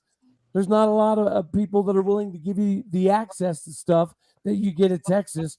But yeah, it's kind of ironic that they give the bag and then people go do what they really want to do, it seems. Yeah. Leave now. Otherwise, Texas has to re-recruit Manning. It's possible. It's possible. But I think if he comes back one more year, I think that then they're ready to go to. I don't think that from what you heard from Arch pre-Sugar Bowl, he acted like he said that it didn't bother him that he didn't get to play this year. He didn't expect to. Hey, thanks for coming in, Mike. We appreciate you. Coach Roybal, is he what do you think? Do you think Quinn stays, Quinn goes? What should he do? And do they backslide this next year? I know you said that they better, put another one together, especially with that schedule, by the way. But do you think they do? Before they played their big game here at the end, I don't know if y'all watched the media. So Quinn was sitting over the table. Nobody. And Archie was at another table. Mm-hmm. Everybody was at Archie's table. Quinn had not one person around him to talk to him about the game. Wow. What would that say to you, boys? Yeah. Well, he's a Manning. That was He's a Manning. I was about to say he's a Manning. Yeah, Manning. I'm sorry. I need to get the hell out of here. I mean, because is that what people think of me as the quarterback here? At the end of the day, and I agree with Coach I. Too many great quarterbacks going to the NFL this year. He's not going to fit into that bunch. But even if he stays, I'm not sure he's going to fit in next year either, because his stock, like Jason said, his stock could drop again. And honestly, guys, the statement was made that Manning made the statement. Hey, I didn't care about playing this year. You think he's going to make that same statement next year? No. He's going to be ready to play next year. So does Quinn stay the starting quarterback? I don't. I think a lot of pressure. I think if he's smart, he goes someplace else. Right. No, Stephen G's got it right here. They only have him and their four of their linemen coming back from this offense right now. Now, obviously, you've got, with your running back situation, we don't know what it's going to look like for what's his name that got hurt. if he comes back, they're in good shape running back wise, and I think they are anyway. They got CJ Baxter coming back, Jaden Blue. I mean, look, he's looked good. The one place they've been pretty good at is in the running back room. And I'm guessing they're not going to have a ton of problems replacing these guys, but they're not going to replace that much production from Xavier Worthy, A.D. Mitchell, and Jatavion Sanders. When used to and what they lost the other guy too. The what's the kid that was the Wyoming transfer? Tall kid. That was quick. What'd you say? Oh, no, I was just very quick. Whittington, right? Whittington. Jordan? Yeah, Whittington. Yeah, the other receiver. So I don't know, man. I just think I think it becomes a little bit of a risk, but I mean, I think that he needs to hang around another year, but I don't know that he helps himself if he does. And I definitely think they can be in trouble. Let's go to you, Cody. What do you think, man? What do I think about what? Texas next year. They lost a lot of guys off this offense, and I don't know that Nayor. There's another one. I really think that they have enough talent and ability, and I got to give credit to Sarkisian. He actually had a pretty good plan this season and a good way to pull it out. So as much as they are losing a lot of people, and I'd love to shit on Texas because that's like my second favorite thing to do in life, I think they'll be okay. I do think Texas is still a top 5, top 6 team next year in the SEC. Okay. Blue? Yeah, I was going to say the media scrum thing was not a big deal. I mean, Arch, that was his first media availability since he signed with Texas. And Quinn had media availability the day before. So they got all their questions in. He's been available all year. Everyone had to jump at the opportunity to interview Arch. I don't think that is a signal that Arch is not a better quarterback right this second than Quinn Ewers is. And I don't think he's in jeopardy of losing his job or anything. If he comes back, it's his job, and Arch is going to have to decide whether he leaves, is how I think that's going to go. Quinn doesn't have a decision. If he comes back, it's his job. If he leaves, and Arch has the pressure to follow up Quinn, and Quinn can go to the NFL or another school. But, I mean, according to Pete Thamel, he's coming back, and I think he's confident in his ability. And and we keep talking about NFL draft stock. If you're really that dude, you got to go out there and ball next year too. Because if you are the number 1 pick or a top 5 pick like everyone thinks you are, you got to go prove it next year. And I agree that I think they have enough talent overall to compete in the SEC. I don't think they're going to win. They're still behind Georgia and some other teams. But listen, I mean, we're talking about a 12-team playoff where we could probably see 3-4 SEC teams, depending on the year, get in. If they go 10-2, they're probably sliding in somewhere in the top 12. So I think they have that type of talent. Okay. Shawty, what's up? What do you think? Yeah, man. I'm saying this right here. You know, the kid was, one player away from playing in the national championship. If he would have threw that ball anywhere other than where he threw it to A.D. Mitchell, that would have been a touchdown. You know what I mean? That's another story. And also, one thing I said is Texas taking a step back? I don't know. You're going to play a tougher schedule. It's kind of addition by subtraction, right? You're going to play a tougher schedule. You're in a harder division, but you also, Texas, if yours come back, which I think he will, because I think he does have a chance to improve on his draft status just because he's not going to have as much competition in terms of that class not being as deep as this year. Mm-hmm. But if he comes back, he's going to probably be the most experienced quarterback in the SEC. Fair. That's true. Well, wait a minute.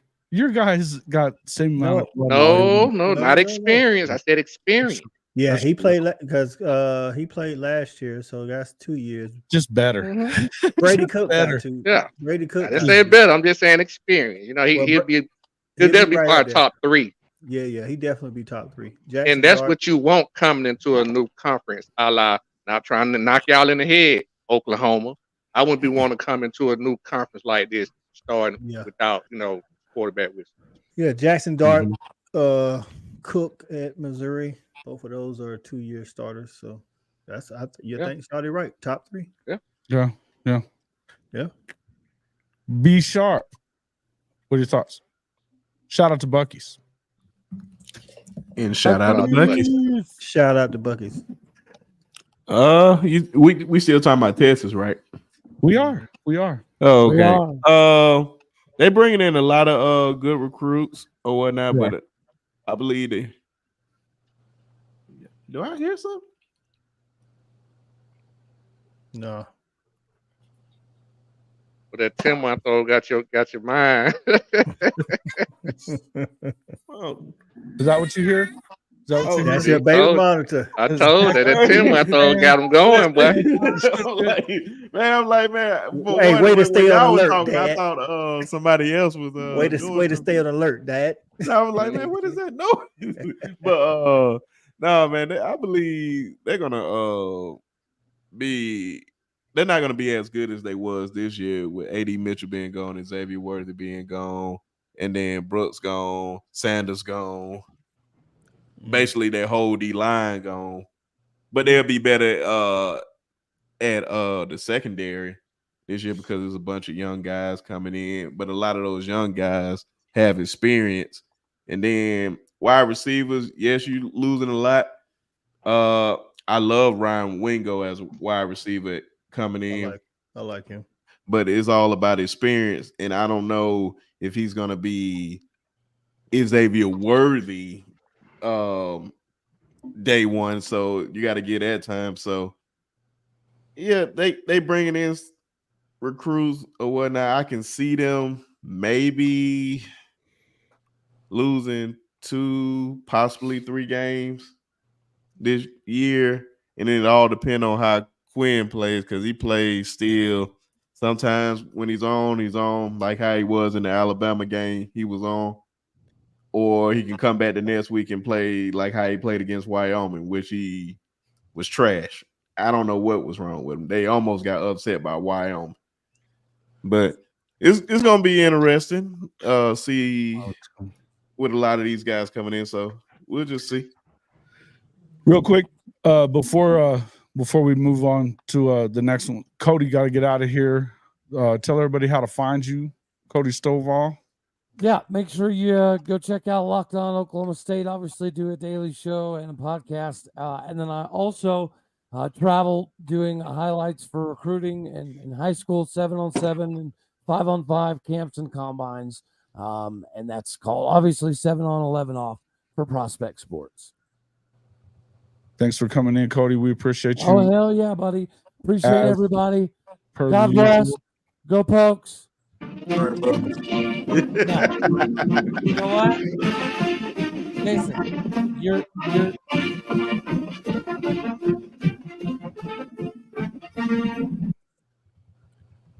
Bye, Cody. Yeah, he deserved that. Yeah, he came in talking that shit. What'd you say, Coach? Yeah, I gotta get up out of here too, my man. Okay, Coach I, tell everybody how to find you. Obviously, we're going to be doing a lot more work together, me and Coach I, coming up, working towards a lot of stuff. But hey, if you guys ain't over there checking out a lot of his new stuff, you're one of the few people in the world that ain't, I think. I think the only one getting more views on his channel right now would maybe be Shannon Sharp.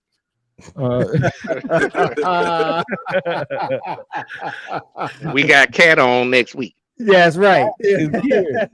Hey man, Fanatic Sports, man. Y'all can find me on YouTube, IG, Twitter, Facebook, man. You know what it is. Every Tuesday, Respect the Hedges Georgia podcast, and then the rest of the time we talking all college football and a little bit of basketball. My guy Brinsky B. We're gonna get him on the show, talk some b-ball. I can't wait. Did I not call Scoop Henderson in the beginning of the year? You got to give me credit on that. You did, dog. You know what? I think I did 2 weeks ago. We did the live show. I said, Shawty say, Scoop. Hey, man.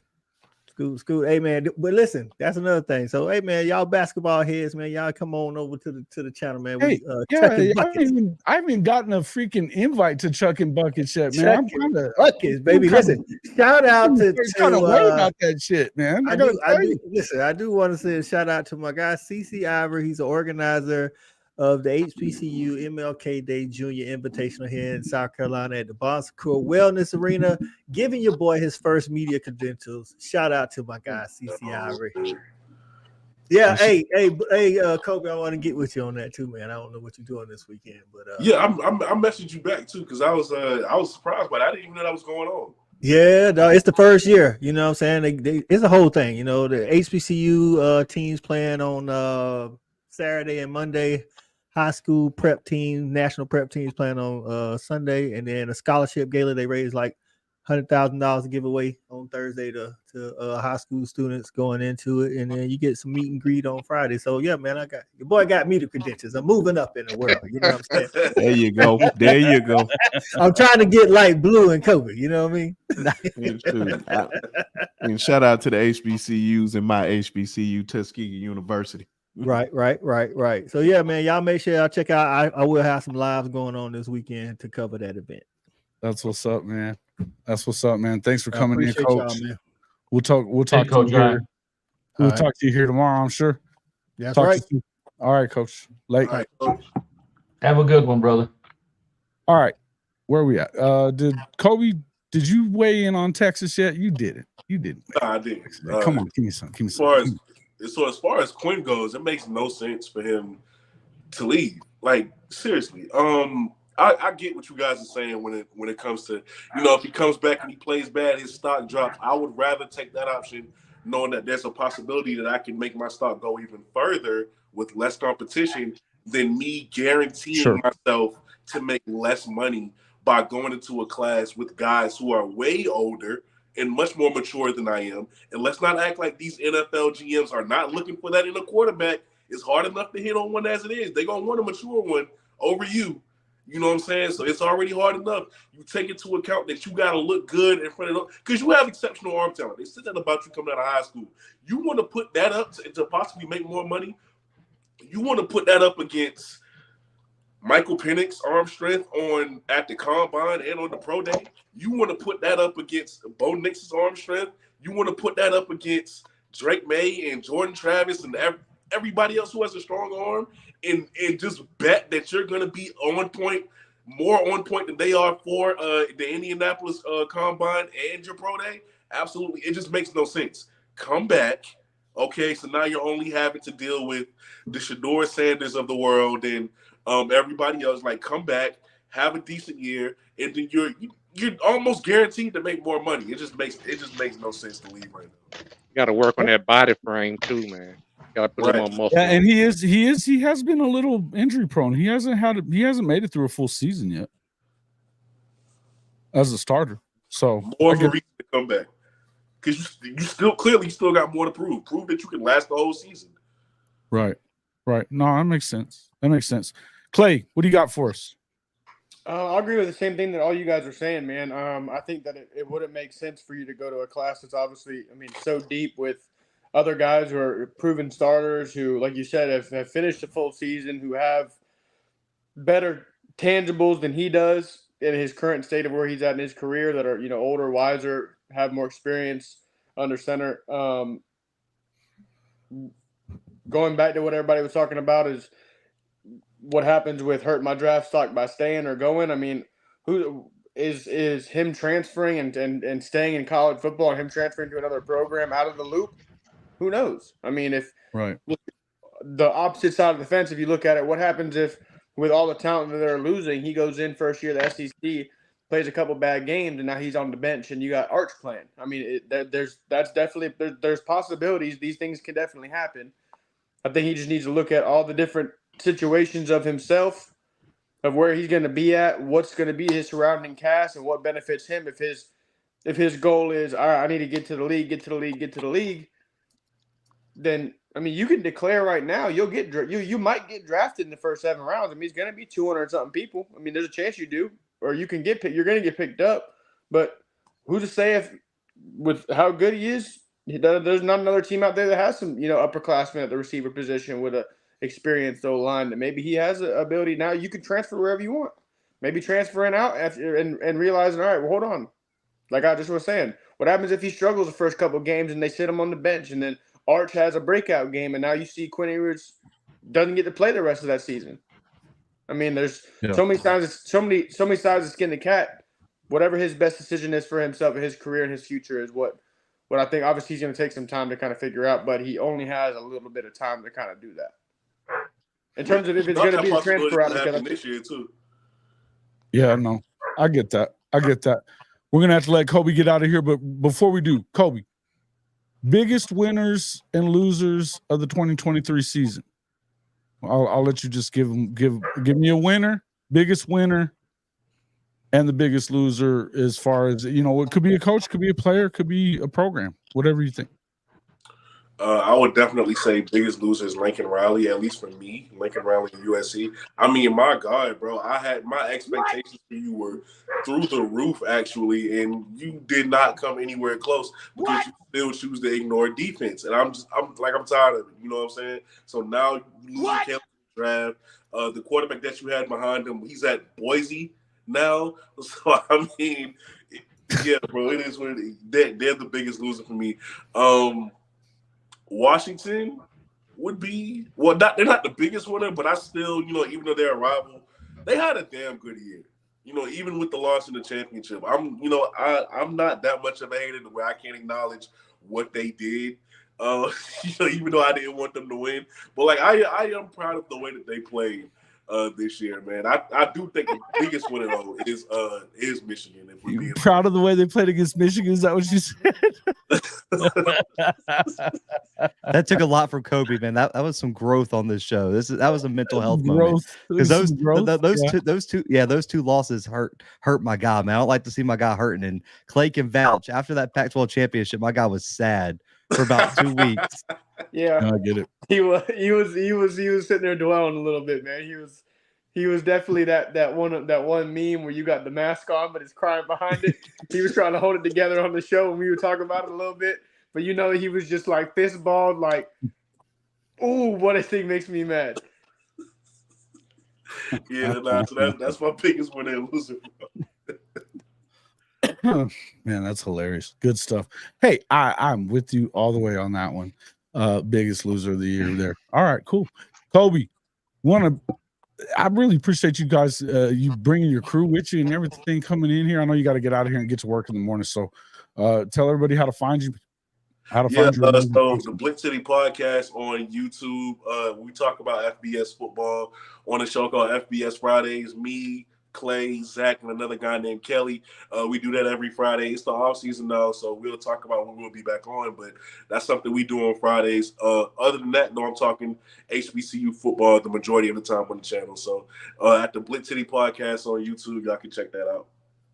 Yeah, guys, definitely need to check out that HBCU one, man. Hey, man, it's great. These guys, they all got really good channels, man. I'll tell you what. The first time I ever watched Blues Channel, man, he was having a call-in show. I was like, "Oh shit!" It was right after Coach Prime left. So, man, that was wild. The Coach Prime show did numbers, bro. Bro, that was like a weird experience. I mean, they were. Like that was the easiest show to do though, bro, because they were calling in. I didn't have time to say nothing. Yeah, it was a problem. Yeah, you couldn't get a word in. You couldn't get a word in. You just finally had to be like, "All right, thanks for calling." Click, and the next caller. That was good stuff. Good stuff, man. All right, well, hey, Kobe, we appreciate you coming in, man, and definitely check in with us, man. I hadn't been back on FBS Fridays. I felt like I maybe screwed it up or something because I haven't been invited back. It is not like that at all, bro. We love to have you back on. Nah, man, appreciate you, man. I'm glad you came on the show, man, and we'll definitely see you up there soon. All right, bro. I'll be safe now. All right, bro. Thank you. All right. Next up, Clay. Winners and losers 2023. Biggest winner, obviously, national champions. About time Harbaugh got him one. I think it's safe to say that's probably, all the adversity that's kind of gone through. Fire Harbaugh was trending on Twitter for the last 4 or 5 years at certain times of the season. The guy finally got the big one that he's wanting, where he got to beat the rival, hoist the trophy, and do that. I'm going to agree with Kobe on biggest loser is the Lincoln Riley thing with USC and how that program has cultivated so quickly to see, yeah, exactly, of how that program's been able to kind of show you how Lincoln Riley chooses to be in both places he's coached, with relying, it seems like, only on offense. and realizing that there's also another part of the football game you have to play for 60 minutes, and it's 48 minutes, 60 minutes called defense. Got to play defense. And if you don't hire coaches that can coach defense and people that can recruit defensive players and position coaches on the defensive side of the ball, you aren't going to play very well defense. I feel like you could have took my 2013 high school team that played in the state championship game against South Point, and we probably could have beat them with how well they offensively schemed. That's obviously a joke. We're not beating them boys. But yeah, man, I would say, there's a couple other teams that you can kind of say like, biggest losers. I wouldn't say that, the FSU season is something to just throw into the dust. I mean, they were a Jordan Travis injury away from kind of really making something for the Norval tenure over there. A player that I would like to say I think is one of the biggest losers of the season is what we all. He didn't sell me. Blue knows this of who I'm going after. Spencer Rattler. Spencer Rattler finished his last season with the best probably 4-game stretch. He looked like a 99 overall on Madden, beating multiple ranked teams the way he finished it out. And then, this season he just looked lost out there at times. Yeah, but isn't that an extension of Beamer being lost? I would, that's another thing too, as I would say, and I wouldn't necessarily say a hot seat because it's South Carolina. I mean, what is the definition of a hot seat at South Carolina? I think you have to lose what? I'm not saying he's on the hot seat. I'm saying he looks lost out there. I don't think that Beamer. Yeah, I'm agreeing with you. I think that it's one of those things where Beamer can win 5-6 games a year, and until they find somebody that wants to come and coach that program, they probably ain't gonna fire him. I mean, it's that's what that guy keeps saying. That's the peak of the South Carolina program has and always will be getting a guy who already made a name for himself at Florida with Spurrier, riding through it with them, getting a little bit competitive, playing in one SEC championship game, getting beat, and then that's it. That's the only thing they've ever done. Yeah, I'm with you, man. Anybody else? I mean, can we go Kalen DeBoer? I'm not going to say Washington. I'm not going to say Washington as a whole, but think about Kalen DeBoer because he kind of validated all the lower level coaches that are winning at a high clip. USC could have gotten Kalen DeBoer.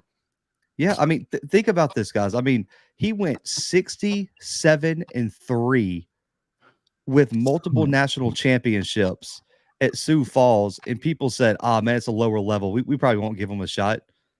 It took Fresno State to bring him in almost 10 years later for a head coaching opportunity. And he won it immediately. 9-3 in his first full year. Because remember, his first year was the COVID year. And so I don't really count that one. 9-3 in his first year. And then he goes to Washington, 11-2, 14-1. As a head coach, he's 104-12 and has led two of his programs to national championships within the first 2 years.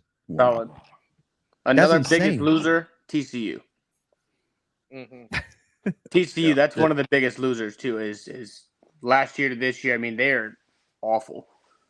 Well, I'm going to be biased, man. I'm going to be biased. I'm going to say my winners and losers are going to not have so much to do with what their records were, but it was just the impact on college football. My biggest losers is Auburn, just because they could have made Florida State and Georgia fan base so much more happier, and we would not have had this foolishness going on at the end of the year with the college playoffs. And my winners is Colorado, just because of what Deion has done for that program. And I'm very interested to see where he does moving forward for that program. A one-win team, they had a 400% winning percentage increase. It's bowl game, a bust next year. Those are my two teams. Okay. Oh man, I don't know. Yeah, Colorado's a tough one. I maybe early, but man, it got real ugly there toward the end. I mean, they allowed what? Remember, I said it had nothing to do with what they did on the field. That's true. You know what I'm saying? I'll give you that. What about Billy Napier as a loser? That was going to be my pick. Yeah. That's where. I mean, Purple said. Yeah. I mean, listen. I've never seen now they kept Lagway and the defensive tackle I'm blanking on his name. They kept both of them in the boat, but I don't think I've seen a recruiting class fall apart as quickly as Florida's did. Because it was like June or July, they landed like 8 4-stars in like 7 hours. It felt like every time I looked at my phone, Florida they were went from 5-star, number 4-star. 3 2 days before signing day. From number 3, they dropped to like 16th. Yeah, I mean Napier's got to win this year, and the problem is I'm kind of gonna make them a loser next year. Have you seen their schedule? Oh, it's a tough one here. So it may be the hardest schedule in the history of college football. I don't know who Napier pissed off in the SEC office, but that is brutal. The last like 4 or 5 games, I think it's 6 straight games where they face fired. I think he wants him fired. So you got to look at that. I mean, and then also kind of Christian ball too at Miami. I mean, that's slowly coming apart down there, and I don't think if he. With every non-victory formation, every non-victory formation, he gets closer to being fired, and then another uninspiring bowl appearance. I mean, God, it's tough looking at both of those. Another wasted quarterback. Yeah, Arkansas. And I'm so sick that they went and got my guy Poffenbarger to take over down there at Miami, like balling at Albany, and I'm like, you're gonna ruin his freaking career down here in Miami. And how far did you have to fall though to get there? Because, I mean, hell, Cam Ward decided, fuck it, I'm going to go to the league. I'm not going to deal with this madness in Miami. And then you missed on what DJU as well, who ended up going. Yeah, and then you also missed who was the other kid that committed to Ohio State too, went down there and visited. So you missed on 3 guys. Yeah, I mean, I don't know what else you could do. And I mean, they lost. We're talking about they had a quarterback a couple of years ago that looked pretty damn good before Cristobal got there. And now he's out of town. He went to Wisconsin. You go from Miami to freeze your ass off in Wisconsin? That don't make sense. It don't make any sense. So I don't know. Brinsky Sharp, winners and losers. Billy Napier was definitely one of mine, man. I was just thinking like of a bunch of folks. Billy Napier is definitely one of the biggest losers, and then it's not going to help that his schedule is so brutal next season. I feel sorry for him, but he can come to that Bama rehab. We'll take care of Billy. He's got to be better than Tommy Reed, right? I like Tommy, man. Tommy just growing, man. It's slowly but surely. I'll say he's like 24, so let's give him some time. I'm about to say I think me and Tommy was in the same high school class, and I'm like, that's how young he is. This might be the comment of the day right here. They beat me to it. Matter of fact, I forgot all about that. That's the biggest winner. F Michigan. That's the biggest winner. We talked about that another episode ago. If I could figure out what I did wrong in life, what I should have did was become a Division I coach, catch a bag, lose 10 games, and get my buyout and sit on the beach. $76 million. They're like, what's Jimbo going to do next year? Who the hell cares? If you're Jimbo, you just go fishing. I'll be playing golf. That's it. I can care less what anybody say about me. I can promise you consulting. that. Consulting. Yeah, just chilling. Coach Roybal. We got to show Liberty some love, man. Why? Man, they got destroyed. I mean, hey, listen, y'all had them in the rankings all year long, Jason. Not y'all. I didn't vote that shit. Now he out there by himself. Hey, I knew that what was his power rankings that he put together with his formula. It didn't have shit to do with voters. I didn't vote on any of that. Don't throw me in that mess. Don't throw me in that mess. And not to say that, I think it was a little high, but I think that was proven. Another thing, I'd like to get you guys' opinion on this too. But Coach, winners and losers. Well, he stole mine because mine was Jimbo Fisher as the winner. When you can go home with $76 million, freaking crap out of College Station. Yeah, I get it. You're a winner. Now, I'm not sure Jimbo Fisher personally is a winner, but he won the lottery. And secondly, the loser I thought in this whole deal was the Georgia Bulldogs. I still think they should. I still think they should have been playing for a championship. I know how it all laid out and played out, but I still believe they were one of the best teams in the country. 100%. They lose one game in 3 years. They beat FSU, who we said 29 straight, and lose to Bama and out. Yeah. Well, you know, roll and tide. boat race FSU by 60, and you can't tell me that these boys wouldn't have. Honestly, you put that Georgia Michigan game on a TV. I'll tell you what, that Michigan better not make a mistake. That's why I told y'all Auburn was my biggest loser. Yeah, we apologize, man. If Georgia and Michigan played each other, Georgia is beating them. That's why I get so mad that we lost to Michigan, because we were supposed to beat them boys. Think about this though. Realistically, the only team in the 14 playoff right now that would have beat Georgia was going to be Michigan. Don't let Saban don't let Kirby get that rematch against Saban. We used to say it. I don't know, man. He's 1-5. He's 1-5. 1-5. We're not worried about Kirby. Trust me. I'm sorry, man. He's 1-5. You don't want to put Saban in a rematch. That's what you don't want to do. That's fair. I mean, although, go ahead. No, go ahead. Oh no, I was going to change the topic because I wanted to throw an honorable mention. I forgot about him, but David Braun in Northwestern would be a huge winner. I mean, oh man, that they thought that program might not even play this year with all the allegations. Turn around, bro. They promote a defensive coordinator who coached at North Dakota State.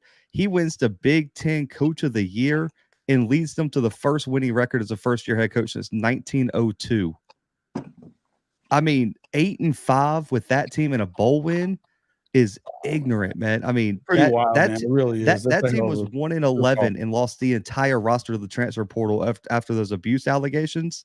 Yeah. And he wins the first bowl game since 2020. I think he's the first first-year head coach in school history to win a bowl game as well. So you got to give Braun his credit, man. That was an insane turnaround for that program.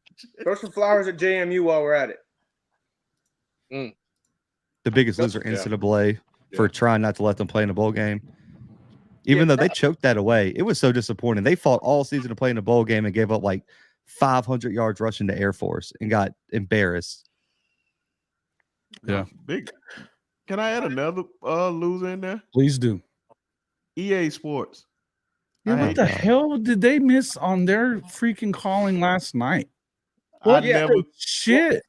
It was around like I was like, okay, maybe halftime they'll bring it up.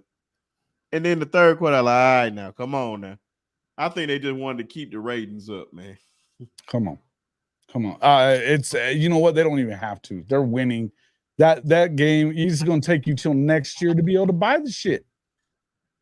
No, it's good. These days you can just download the shit, right? So you don't have to do all that crap anymore. All right. I don't even believe they're going to drop it until I see it on my screen. Until I have the game downloaded and it says complete and installed, and I'm taking UAB to the Natty, the game never came out. Came out. I take that 3-star program, that 1-star program, turn them around, and I'm beating Michigan. I'm beating everybody with them. That's when the nostalgia comes back. That's when the game is back. But until then, I'm sitting here looking on Facebook Marketplace, whether and if I should spend $120 on NCAA 14. Thank God I kept mine. I still play mine. I have mine, and I had mine. My game got stolen by one of my friends, and me and that dude still don't talk to each other to this day. Sweet. All right, Coach, did you give us a loser? Yeah, Georgia. Oh, Georgia. Yeah, you're right. Anybody else before I go? Oh yeah, I got one more loser, man. I'm done. It's just Auburn because it's losers. Roll Tide. Hey man, I gotta give anytime I can shit on Auburn. Hey man, yeah. I would do it every time. Before you go, that guy. Last one. Shout out to that edit that came out after leading up to the Natty of Michael Penix being committed to Tennessee and the new coaching staff taking over and saying, we don't want you. So he goes to Indiana. Shout out Hoople. That's just awesome. That's just awesome. That's tough. All right. I'm going to go with so for my winner, actually, I'll start off with losers. It's always Lincoln Riley. Always Lincoln Riley. He's trash. But there's other losers. I could go into all the Lincoln Riley stuff that I want to. I picked them to go 8-4. They went 7-5. Did me one better. So, you know, I'm gonna continue glowing on that. But other losers, James Franklin, bro, get something done for God's sakes. Get something done. A lot of hype behind that. Hype trains on him. He's not getting nothing done. I think that was bad look there. I mean, what is he now? He's 1-9, or something like that against Ohio State. One step in front of Ryan Day. He's definitely Franklin is what y'all think Ryan Day is. Definitely a step behind Ryan Day, but not far behind. But at this point, focus on Key and Peele. My winners, a couple of winners. I think I got a couple of winners here, but I think so another of the biggest. I think the biggest losers of this whole college football season right now, Oregon and Washington State.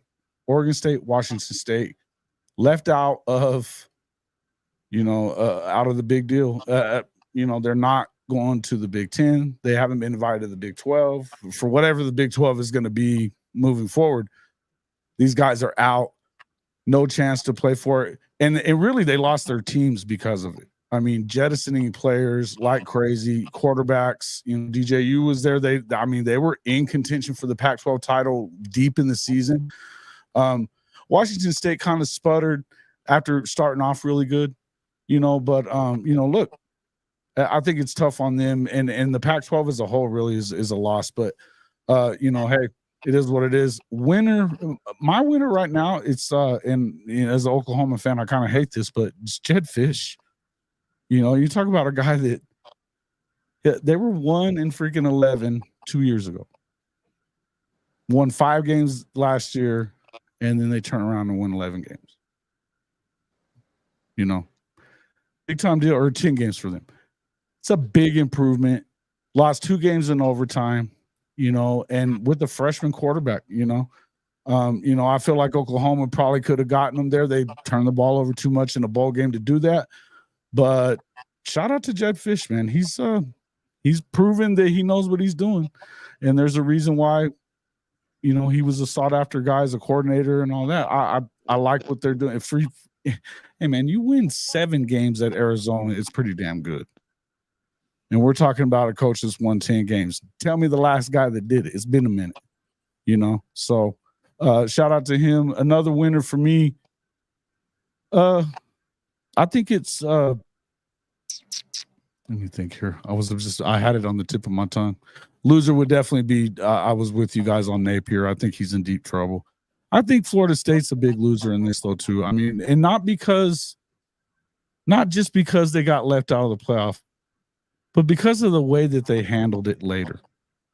Right? I mean, the way that they went through it, I think they lost some shine there. I think DJU probably helps them out. I think he probably helps them out next year. But I think it's a bad look. I think it's a bad look with the way that they went about it. They went from being, poor you guys, to shut the fuck up. Nobody wants to hear it anymore. And, go play a game. Get ready for a game. So that was but Michigan, obviously, they got away with one with the whole cheating scandal. I think that Washington was definitely a winner, Kalen DeBoer as well. But like I said, I like Jedd Fisch on that as well. So shout out to big season, man. It was a fun season all the way around. Anybody that didn't get in, all their winners and losers that they want to get in. Just keep everybody below Alachua County.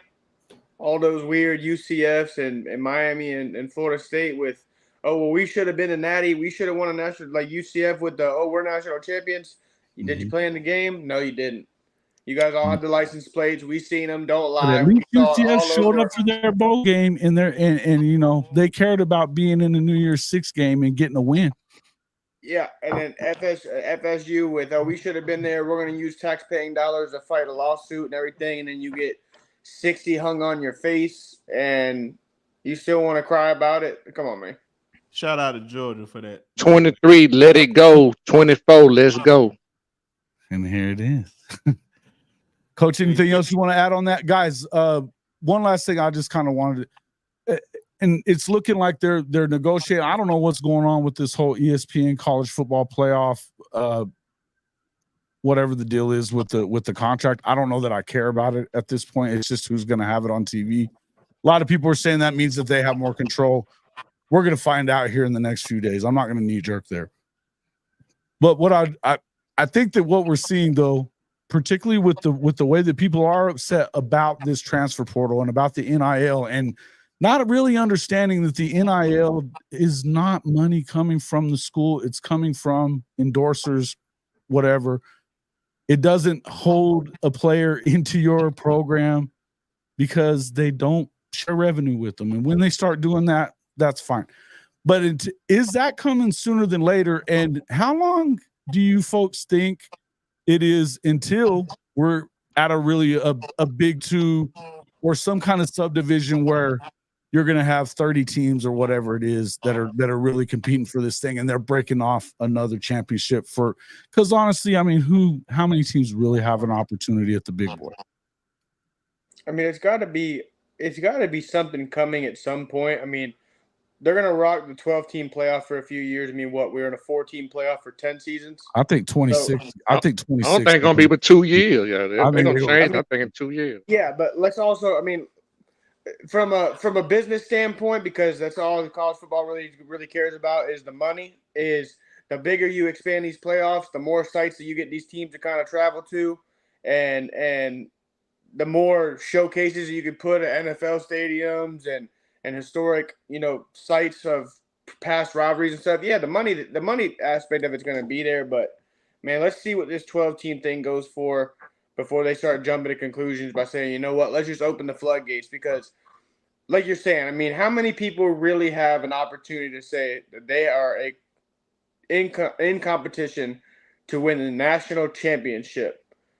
You can't sit here and there's every single time we start this season, you can maybe say, all right, let's look at these 8 teams. And then halfway through the season, you say, all right, we're going to look at these 6 teams. And then you see things and you're like, all right, now we're down to 4. And then the last couple of games of the year leading up to the playoffs, you're like, all right, it's really going to be one of these 2 guys. Depending on how these matchups shake out, it's going to be one of these 2 guys. Right. No, I agree. Okay. Blue, what do you think? Yeah. I mean, being the FCS guy, I've kind of been calling it for a while. Yeah. I think the Power 5 needs to kind of break off and do its own thing. And then you could probably merge the group of 5 with the top of the FCS. And whatever FCS schools don't want to compete, you can go ahead and drop them down to D2.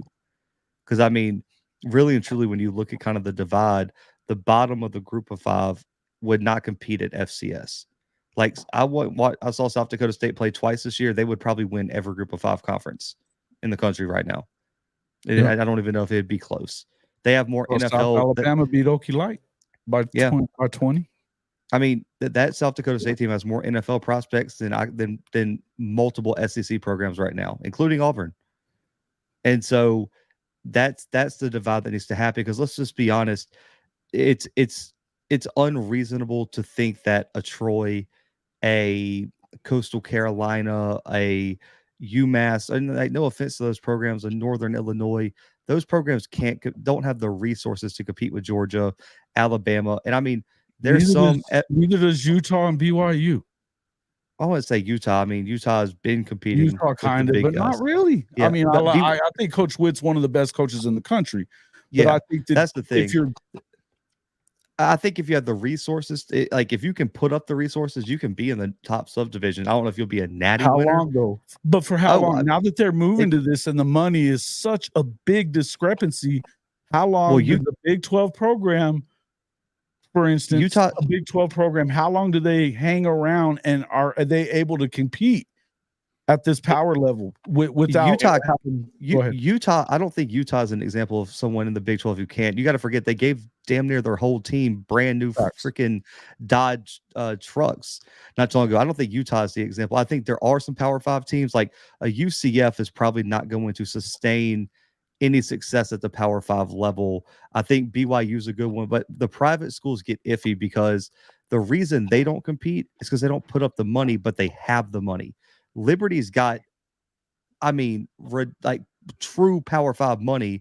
The problem is they're not putting that to athletics. So I think it's really going to test some ADs, some administrators to see how much of the money that you have do you really want to put to athletics, or are you okay with going the North Dakota State model and being a big fish in a smaller pond? Do you take that jump back and you just dominate and win natties, or are you okay putting up the money and being a top 25 team, but you're probably never going to win a national championship? And what it's going to come down to, the difference may be huge, though, right there, Blue, right? No, it is. If you're in the subdivision, if you're playing in that subdivision, and you even, I mean, your conference gets a couple, 3 teams in or whatever it is, I don't know how it's going to be set up, because God only knows what it's going to look like in 3 or 4 years. That's the thing. They're gonna cut down, in my opinion. Were you done, Blue? My bad. Were you done? Oh, I was just gonna say it comes down to the revenue split model. So right now, the reason the Group of 5 conferences are sustaining is because they're getting millions of dollars from the college football playoff, even not putting teams in. When you cut that money off, that's why the Group of 5 teams are not going to be able to compete, because they're not going to have that conference split. The reason I say, if you do have the finances to make that upper echelon, even if you're not winning national championships, you still get the college football playoff money, because you'll be in one of those conferences. You're also going to get TV revenue money from your conference. And even the shitty programs like Rutgers have the money to stay there, even though they're not winning. How long is that going to happen? Because I think as long as they're getting ESPN says, I'm sick of paying Vandy and Rutgers and this is the answer, Jason, for eating shit. This is the answer. What, in my opinion, what I think is going to happen is we're going to end up with 2 mega conferences. Yeah. Bingo. And we're gonna play for what's gonna be considered the national championship. Everybody else is gonna have to play for some other kind of national championship, because even right now, if I'm right, there's still almost a $40 million difference between the Big 12 and the SEC and the ACC. So those two, they're gonna have to combine. They're not gonna be able to stay separate entities. So you're gonna have all these other conferences combined to compete with the SEC. It's gonna basically be the SEC versus whatever they figure out their other super conference gonna be. We're gonna probably add 3 to 4 more, maybe 4 more teams to the SEC, and then we're gonna play against another conference, and that's gonna be the true national championship. Okay. I would say that's not far-fetched. No, it isn't. It's not. They're gonna do. I think it's gonna be similar to that. I don't know that it's gonna be exactly that. My thought is it's going to be one subdivision. They're going to break it up into regions like it already was. But it's, you know, if you got one subdivision, you got 35, 36 teams, whatever it is, 30 teams. Then you've got, you know, the Pac-12 teams. You've got your Oklahoma and Texas is in the middle. You got your SEC squad. You got your Notre Dames and Michigans and Ohio States. I don't think any of that changes. I think, you know, it's going to be who gets into that, you know, and how do they work that out? In the end, I think that because you have to make what they've been talking about is you got to generate $100 million a year. So I think you're going to have most of the Big 12 teams that will probably get in there and do that. You know, I think Utah does, Okie Light does, Baylor does, Texas Tech's just short of it, but they would probably get in there as well. Houston, you would think that they're probably going to, although if they don't start winning, they're not. So I don't know. We'll just kind of have to wait and see. But I feel like it's the question though I had though is how soon is this coming? Because you got to know it's coming at some point, and it better come sooner than later if you really fancy yourself a contender. Are you saying, like, is it going to be sped up after, like, the possibility of schools profit sharing to where schools, like the university's money's going into these kids' pockets at a higher level? It has. If that's the case, you're going to see all you're going to see is the bag droppers. Notre Dame's got a hedge fund of $100-something billion. But Texas, they don't everyone do knows that Texas. But they don't do Texas that has shit. got- They're not A&M. But that's what I'm saying. But but I'm saying in the event that say that it's everyone's on the same mentality. Notre Dame's got a hedge fund of hundreds of billions of dollars as a private institution. Technically, Texas A&M and Texas open up the floodgates of their pockets. Those checks you can't fit enough zeros on the page of that order. I mean, USC. I mean, California. I mean, if these schools really want to start dumping some serious money, it's over with. You're going to have to move stuff. That's going to be the only way you get any kind of stability. If they don't start sharing in the revenue, it's going to continue to be the wild, wild west. And it's going to have to be the institution that share in the revenue. That's what's going to stabilize. About everybody running off in the portal, not playing in bowl games and shit like that. Cut them into the freaking profits. Then you can freaking bitch. And then all it does is make the NFL even worse. No. Look, it is the what same it is. Model. There's no more amateurism. It's acting like it's not this pretending that this isn't the NFL is dumb. Yeah, it's the feeder system. Always been a feeder system. Well, then you got Power 5 programs cheating the scholarship limit because they're offering walk-ons. They're offering walk-ons. Not even preferred walk-ons, straight walk-ons. We're not giving you any money. We're going to give you an NIL deal that's worth your scholarship. And so you got teams walking around here with 150 scholarship players. Yeah. No, Oklahoma's doing that. Oklahoma's doing that. And their PWI program, great. And they'll put the super seniors on that NIL scholarship so they can bring in the high school class each year. And so they mess with the scholarship numbers. And there's some programs that just, bro, you don't have money to be paying 25 kids scholarships. Like that. That's why this idea that going to this 12 and 16 teams is going to be more fair. Here's the one thing, and I was trying to say it to Cody, really trying to say it to Cody. They're under the freaking impression that even if they went to 5 playoffs by 2030, which is his estimation, I say I'll kiss his ass if that happens. But even if they did, if you don't go deep in the playoffs, what the fuck does it matter? A 12-team playoff isn't the same as qualifying for a 14 playoff.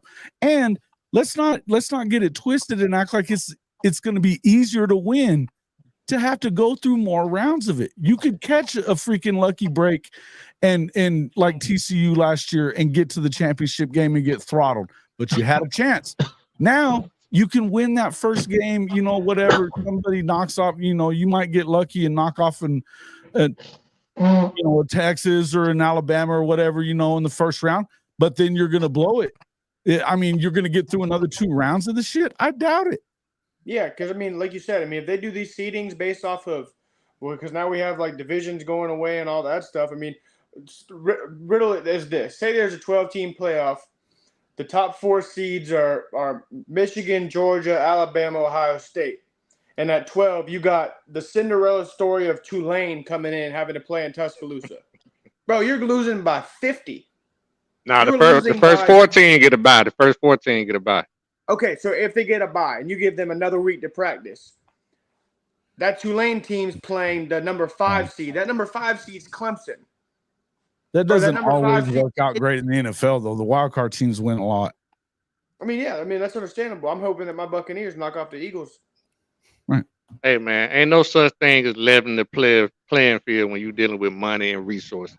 The rich going to continue to be rich and going to be the same people. Ain't no such thing as leveling the playing field. Inclusion, not leveling the playing field. That's the point I was trying to make, is don't get it twisted and act like they just gave a bunch of teams a real opportunity to win the national championship game. The truth is, if you get to 12 teams that theoretically could win it, that's a lot. I think that's probably a little more than what it probably is. I think it's probably closer to 7, 8. Well, statistics show, Jason, I think the last 10 national championship games have been teams ranked in the top 7 in the past 10 years. Mm-hmm. Coaches over there like, man, let us start doing some profit sharing, because Notre Dame opens that checkbook. We'll start painting the uniforms gold, not just the helmets. Well, and we've already started opening the checkbook. They have. I mean, we have $65 million or something from NBC, right? Yeah. Yeah. And we haven't done it in the past because our leadership was not willing to do that. But we've changed athletic directors and president, and they're willing to do it. And they're putting a lot of money into the program now. So Well, you don't yeah, get left They have behind, it. Coach. Yeah. Yeah. They have it. absolutely. It's eat or starve. That's all it is.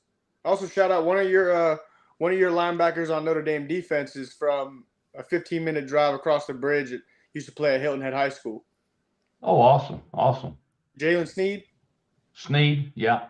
I watched him play countless games in high school. Kid's a dog. He is a dog. I like him. I think he's gonna have a great year next year. Yeah, guys, and this is just obviously crazy times in college football in so many ways. I don't think we're never going to see it and the it's- same that we saw it right now. No, For the past 10 it's years. gone. It's never going to be the same. It's gone. No. So it's what's the gone. cutoff? Coach or anybody, what's the cutoff in terms of kids? So now if I don't make the 12-team playoff, I don't play in that bowl game, or if I'm ranked number 10, I ain't high enough, do I play or opt out? That's what I mean by what the cutoff is. Is it now the 12-team playoffs and the other bowls don't mean anything? Well, they're talking Well, about they're getting gonna rid. I 12-team playoffs are going to be the New Year's Six bowls. It's going to be Yeah. it's going to be those bigger name bowls that we've all come to love and Right. seen our teams play in. But that's all. I feel like that's all it's really going to end up being. Yeah, because they're talking about know, getting rid of some of the bowls.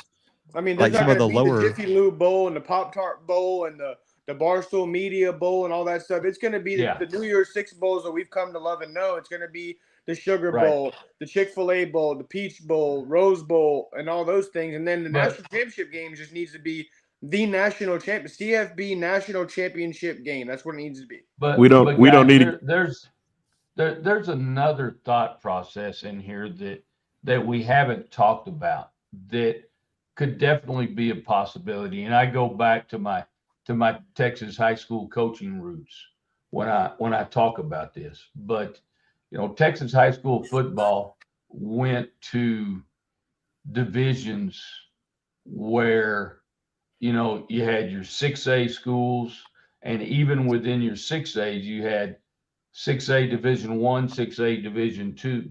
So you played for two state championships.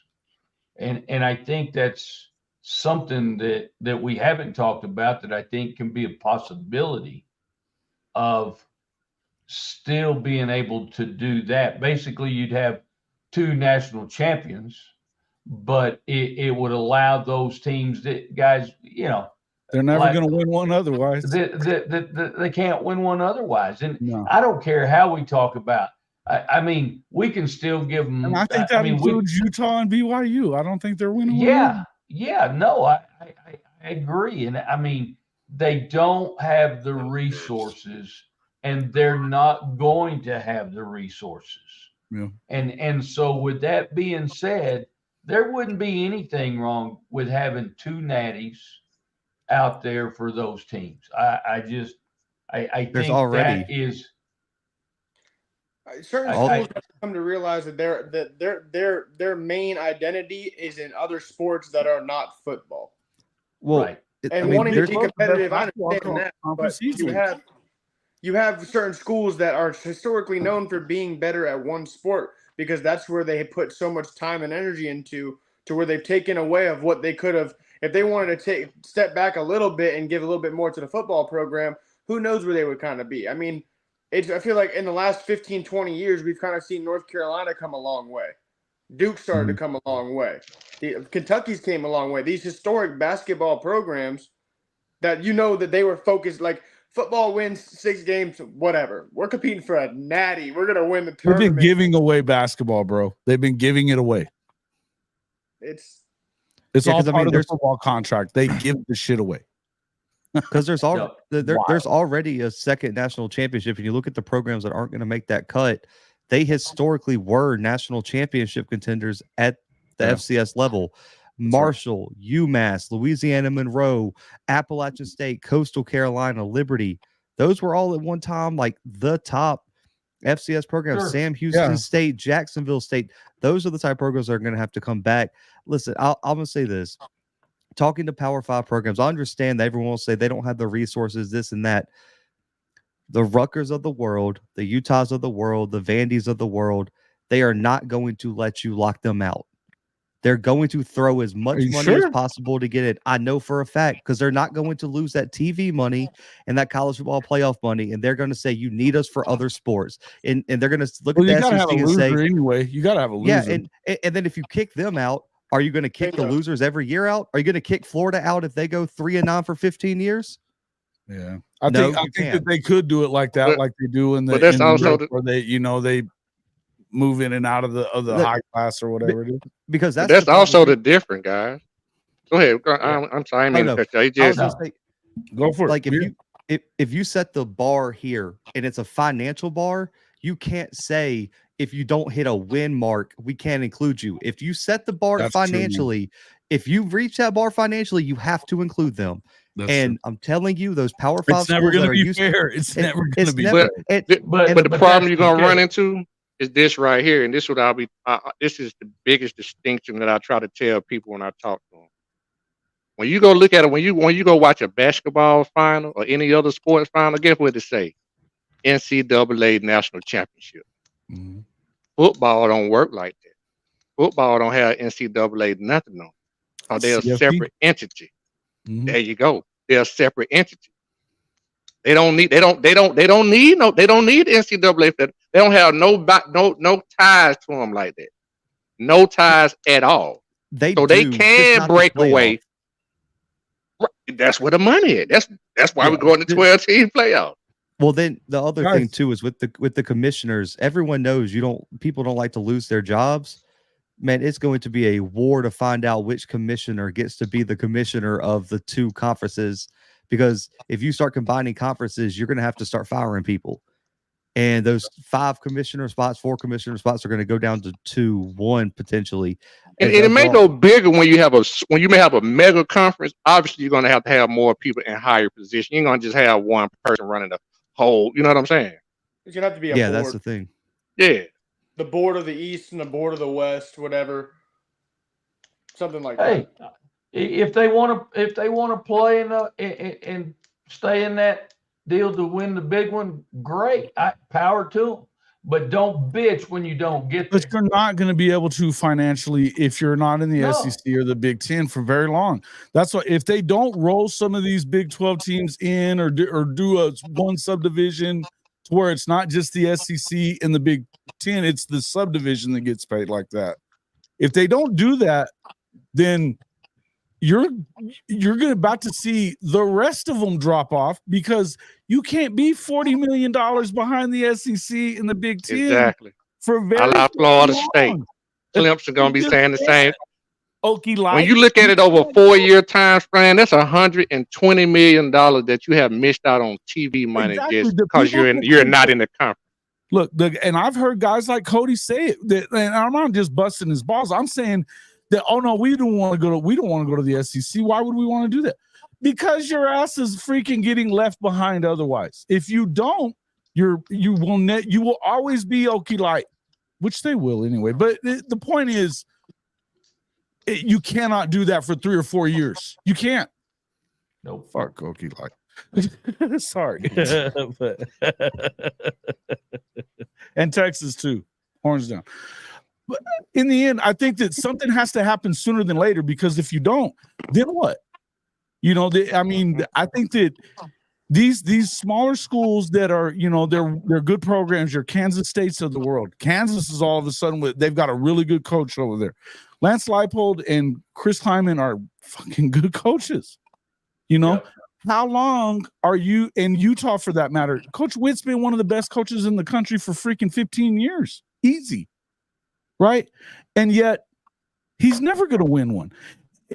And guess what? It's going further away. No wonder they're pissed off about being in the Big 12. They're screwed.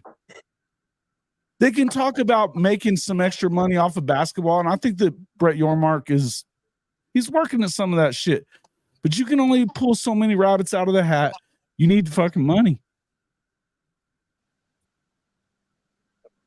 Anybody? What you always got to follow is the money.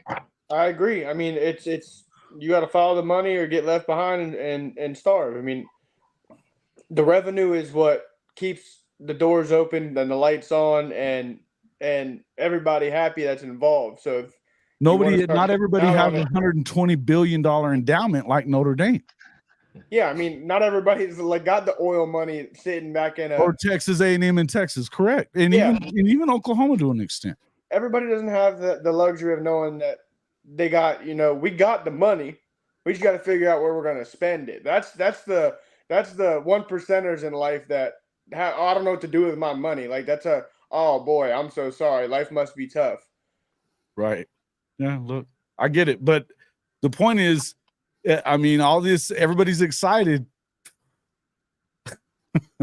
They're feeding you sugar and telling you that it's freaking great for you, and meanwhile you're getting fat for the slaughter because that's what's about to happen.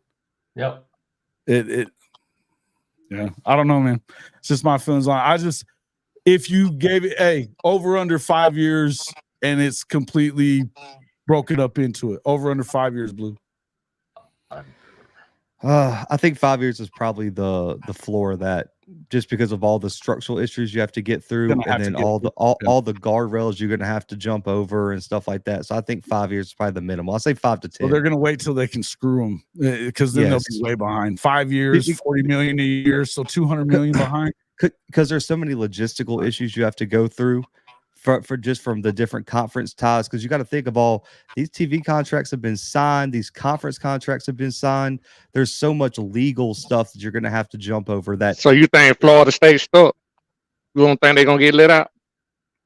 They locked in for the next 10 years, right? Hold on though. This lawsuit is the equalizer for Florida State, and it could end up if it goes through because of they're saying that they lied to them. And they've got proof about them lying to them. They could get out of it. That's going to get, and what's going to end up happening is it's going to get settled. They're going to let them out, but it's probably going to be 2 or 3 years down the line, right? Yeah. So that's what I'm saying. There's too much legal stuff to go on. Like under 5 years, I don't think people understand. Like for an organization and like for an entire sport, 5 years is quick as hell. That's like 5 minutes for a small business in real life. I mean, it takes a long look. Think about how long the college football playoff was rumored and how long that took to come together. Yeah. And just all this conference realignment, how long it's taken for some of these programs to move up and down. About it and didn't let it go through. Exactly. It would have been a 12-team playoff this season. And guess what? Someone else is going to bitch about it when this comes down the pipeline, and there's going to be you're looking, I think it's 5 to 10 years minimum for all of it to be settled. But I think the process probably starts a little bit sooner. I agree. Shawty? I want you to ask the question again, so I want to make sure I heard you right. Over under 5 years to where it's broken down into a subdivision or something where it's a big two of some kind. Under 5 years. Over. Under. Yeah, I say over. Over 5?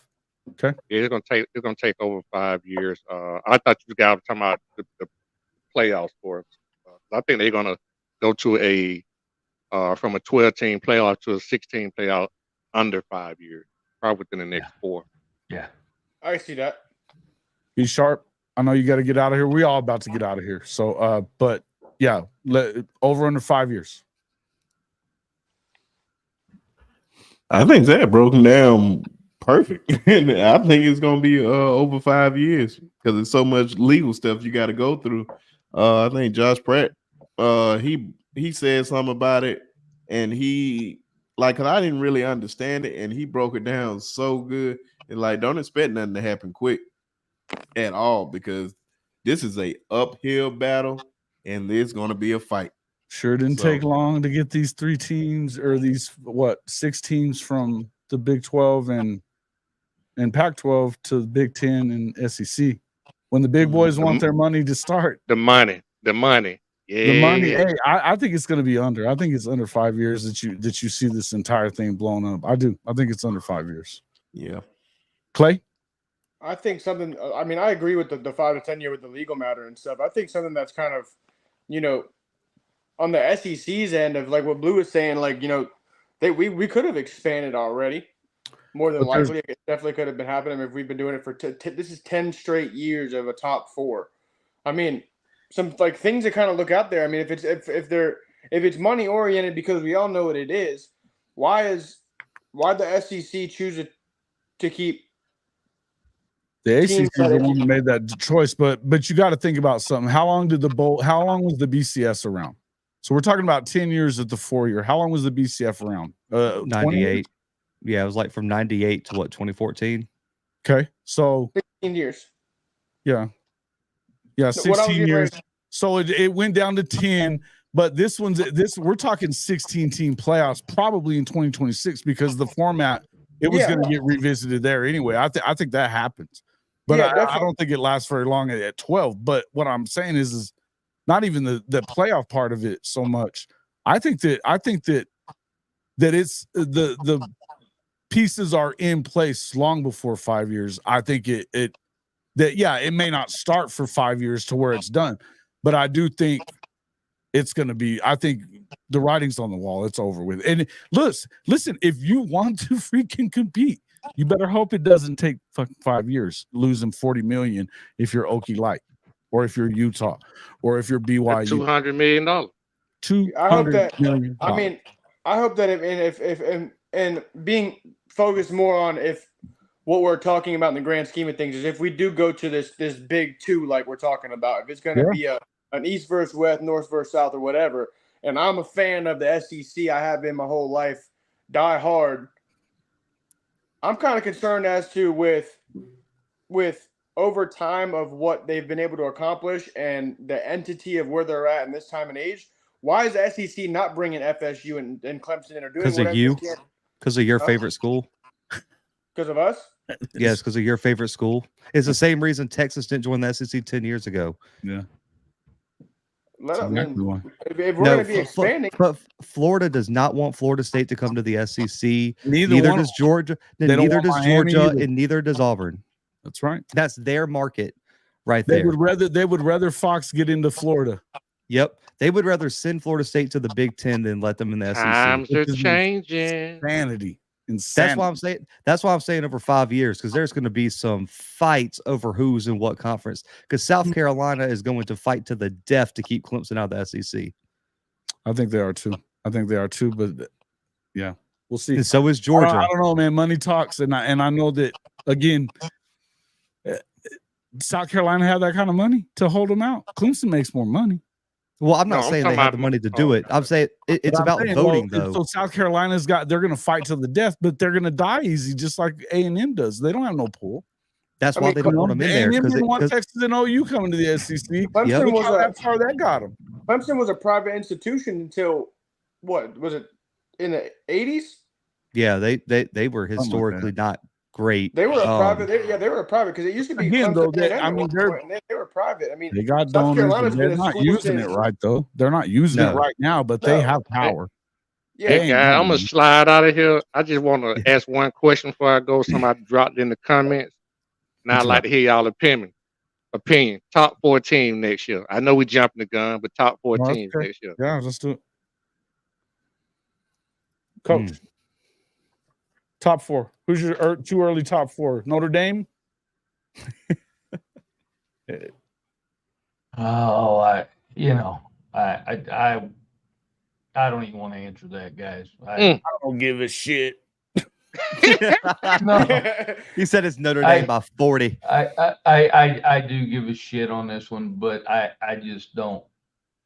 It's the way too early top 4, obviously. Way too early top 4. We're not going to hold you to it. Yeah. All right. Yeah, somebody else. Clay, who's your top 4? Way too early. Way too early top 4? Way too early top 4, Georgia. That's an easy one. I'm going to say Bama. I'm going to go, pending the Harbaugh stay, I'm going to go Michigan. And then I'm going a wild card here. I don't know why. It just came to my mind. So Bama, Michigan, Georgia, and I'm going to say a wild card. I'm going to go LSU. Not LSU. I'm going to go Clemson. Clemson, huh? Yeah, I'm not. I'm not. Yeah, I'll go with Georgia. I like them. I'm going to say Yeah, I think Harbaugh hangs around. I think he hangs around another year.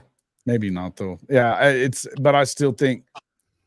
I'll tell you who I think. I think Oregon finds a way to get it done. They've got the kind of offense that I think can work in the Big 12 or the Big 10, and they're not going to play shitty defense. I think Oregon maybe breaks through. And then I'll tell you what, I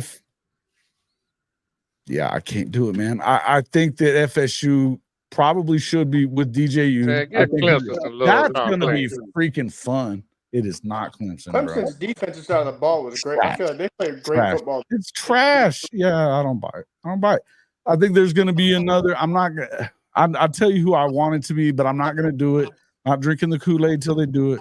So I'm not saying my school, but I think there will be another SEC team. I think in the top 4, there's going to 2 of the top 4 will be SEC teams to me. Yeah, obviously Georgia's my number 1. Blue? Georgia number 1. Oh God, you took mine. I think Oregon comes out of the Big 10. Just with all Michigan losing a quarterback and way too much, I don't trust Ohio State. I'll go Bama as the second SEC team, and just because they get an auto bid to it for winning, they took mine. Arizona, I think will come out of the Big 12 next year. They return so much talent from that team. And listen, let's just be honest. The Big 12 is not going to be very good next year. So I know all the looks. Name a team in the Big 12 that's going to compete with them. Are going to probably play for it in their first year, but I don't know what that means. Yeah, I mean the only thing with Utah the Utah was my other one because Cam Rising is coming back, and let's just be honest, that kid's a winner. If that's one thing that kid's going to do is going to win. I mean, look, one of the best programs in the country. They do more with less. I mean, that is the epitome of doing more with less. Yeah, and I don't think Arizona is a top 4 team, like 4 of the best teams, but because they're conference champions, I think they're top 10. The Power 4 conference champions get those 4 top seeds. Yep. Arizona or Utah is getting that 4th one. I'm gonna lean Arizona on that one. Okay. Shotty? Yeah, man. Both of you guys are talking about leaving. Go ahead. Yeah, go ahead, Chris. Well, I don't know why everybody getting number 1 wrong. It's Alabama. For one, we're gonna get that right. Then it's Georgia.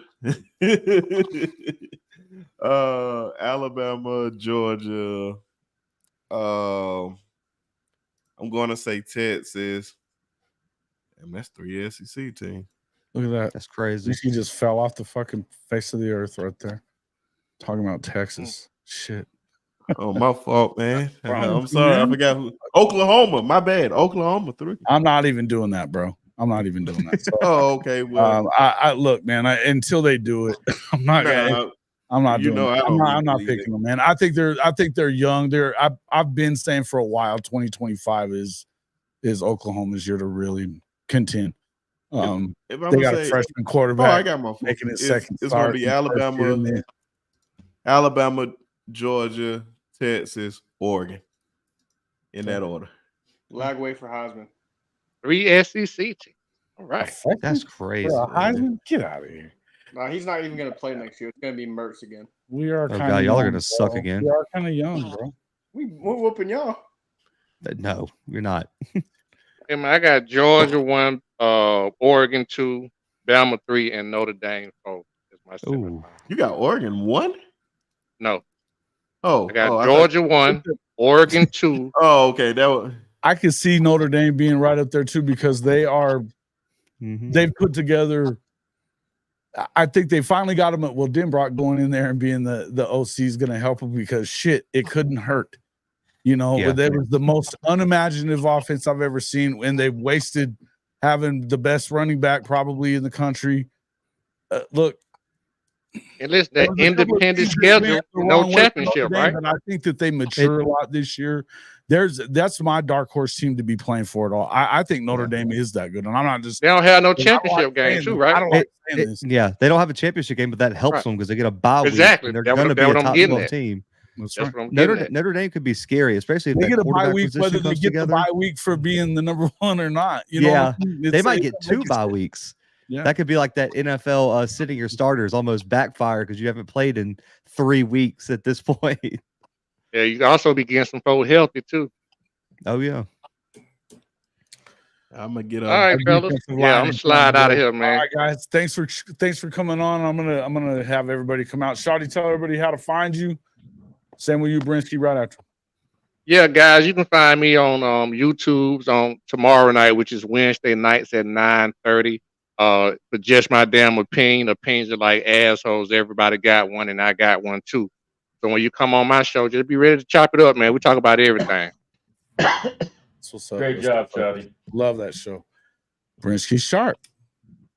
Well, I'm Brinsky Sharp of the Sharpshooters Podcast. We usually drop every Wednesday, but since everybody had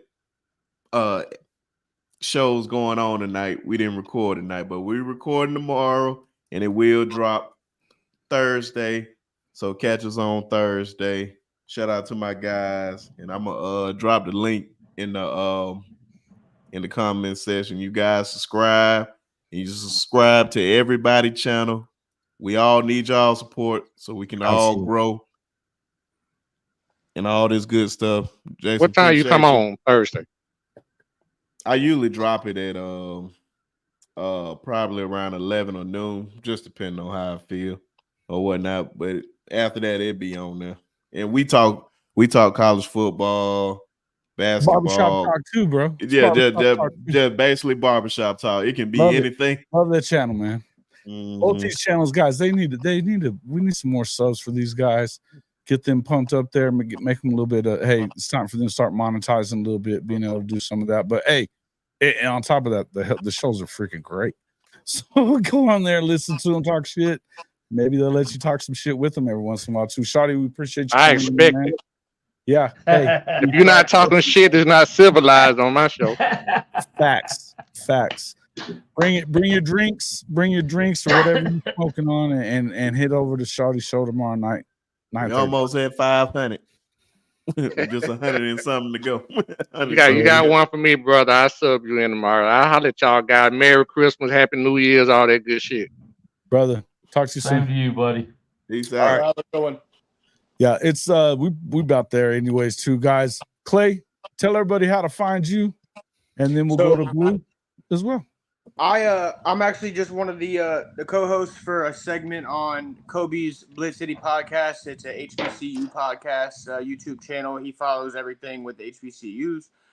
We do a segment on Fridays called FBS Fridays. Our panel consists of myself as a co-host, Kobe with the main host. We have Blue. We have Kelly Flicks. He's not on here. Big USC Trojan fan. Gives really, really good insight. Has really, really good topics and opinions. We always turn to Blue for the more of the civilized, not the dad aspect of the chat, but somebody who gives us a little bit of a coming to earth, putting our feet on the ground and looking at it from, hey man, look at it this way instead of just what the game's going to be played for. But follow Blue Bloods podcast, Instagram. I know he's all over the place, and yeah, hopefully we'll be putting something together, figuring out what we're going to do for the off season. Maybe talk some recruiting or something. Come out with a couple episodes. We mainly just do a lot of game recaps and previews and stuff, and kind of see what we got cooking for 2024, new year. Hopefully some new segments. All right. Blue? Yeah, Blue Bloods podcast, FCS Football Central, SI.com, /college/FCS. Got the Coach's Corner every week with my guy, Coach Fred, Alcorn State wide receiver coach. Of course, FBS Fridays, my guy, Clay, and Kobe for Blitz City, and my guy, Kelly. But, man, yeah, Twitter at my name, Blue Bloods, @ Blue Bloods on everything, man. I appreciate you having me, though, man. Man, I enjoy having you guys, man. I love it. Me and Coach talk about this all the time. The thing that I love about our show is we always have the best guests. I mean, when it comes to creator talent, it's hard to beat this channel. It really is, because I get them all. I love having them in here, man. You guys are welcome back on the show anytime. Thanks a lot for joining us. And hey, man, there's going to be lots to talk about here coming up. Appreciate you guys' insight. That's a fact, man. Appreciate you. All right, guys. Sorry, I wasn't at the top of my game, guys. I apologize. No, you're good to go.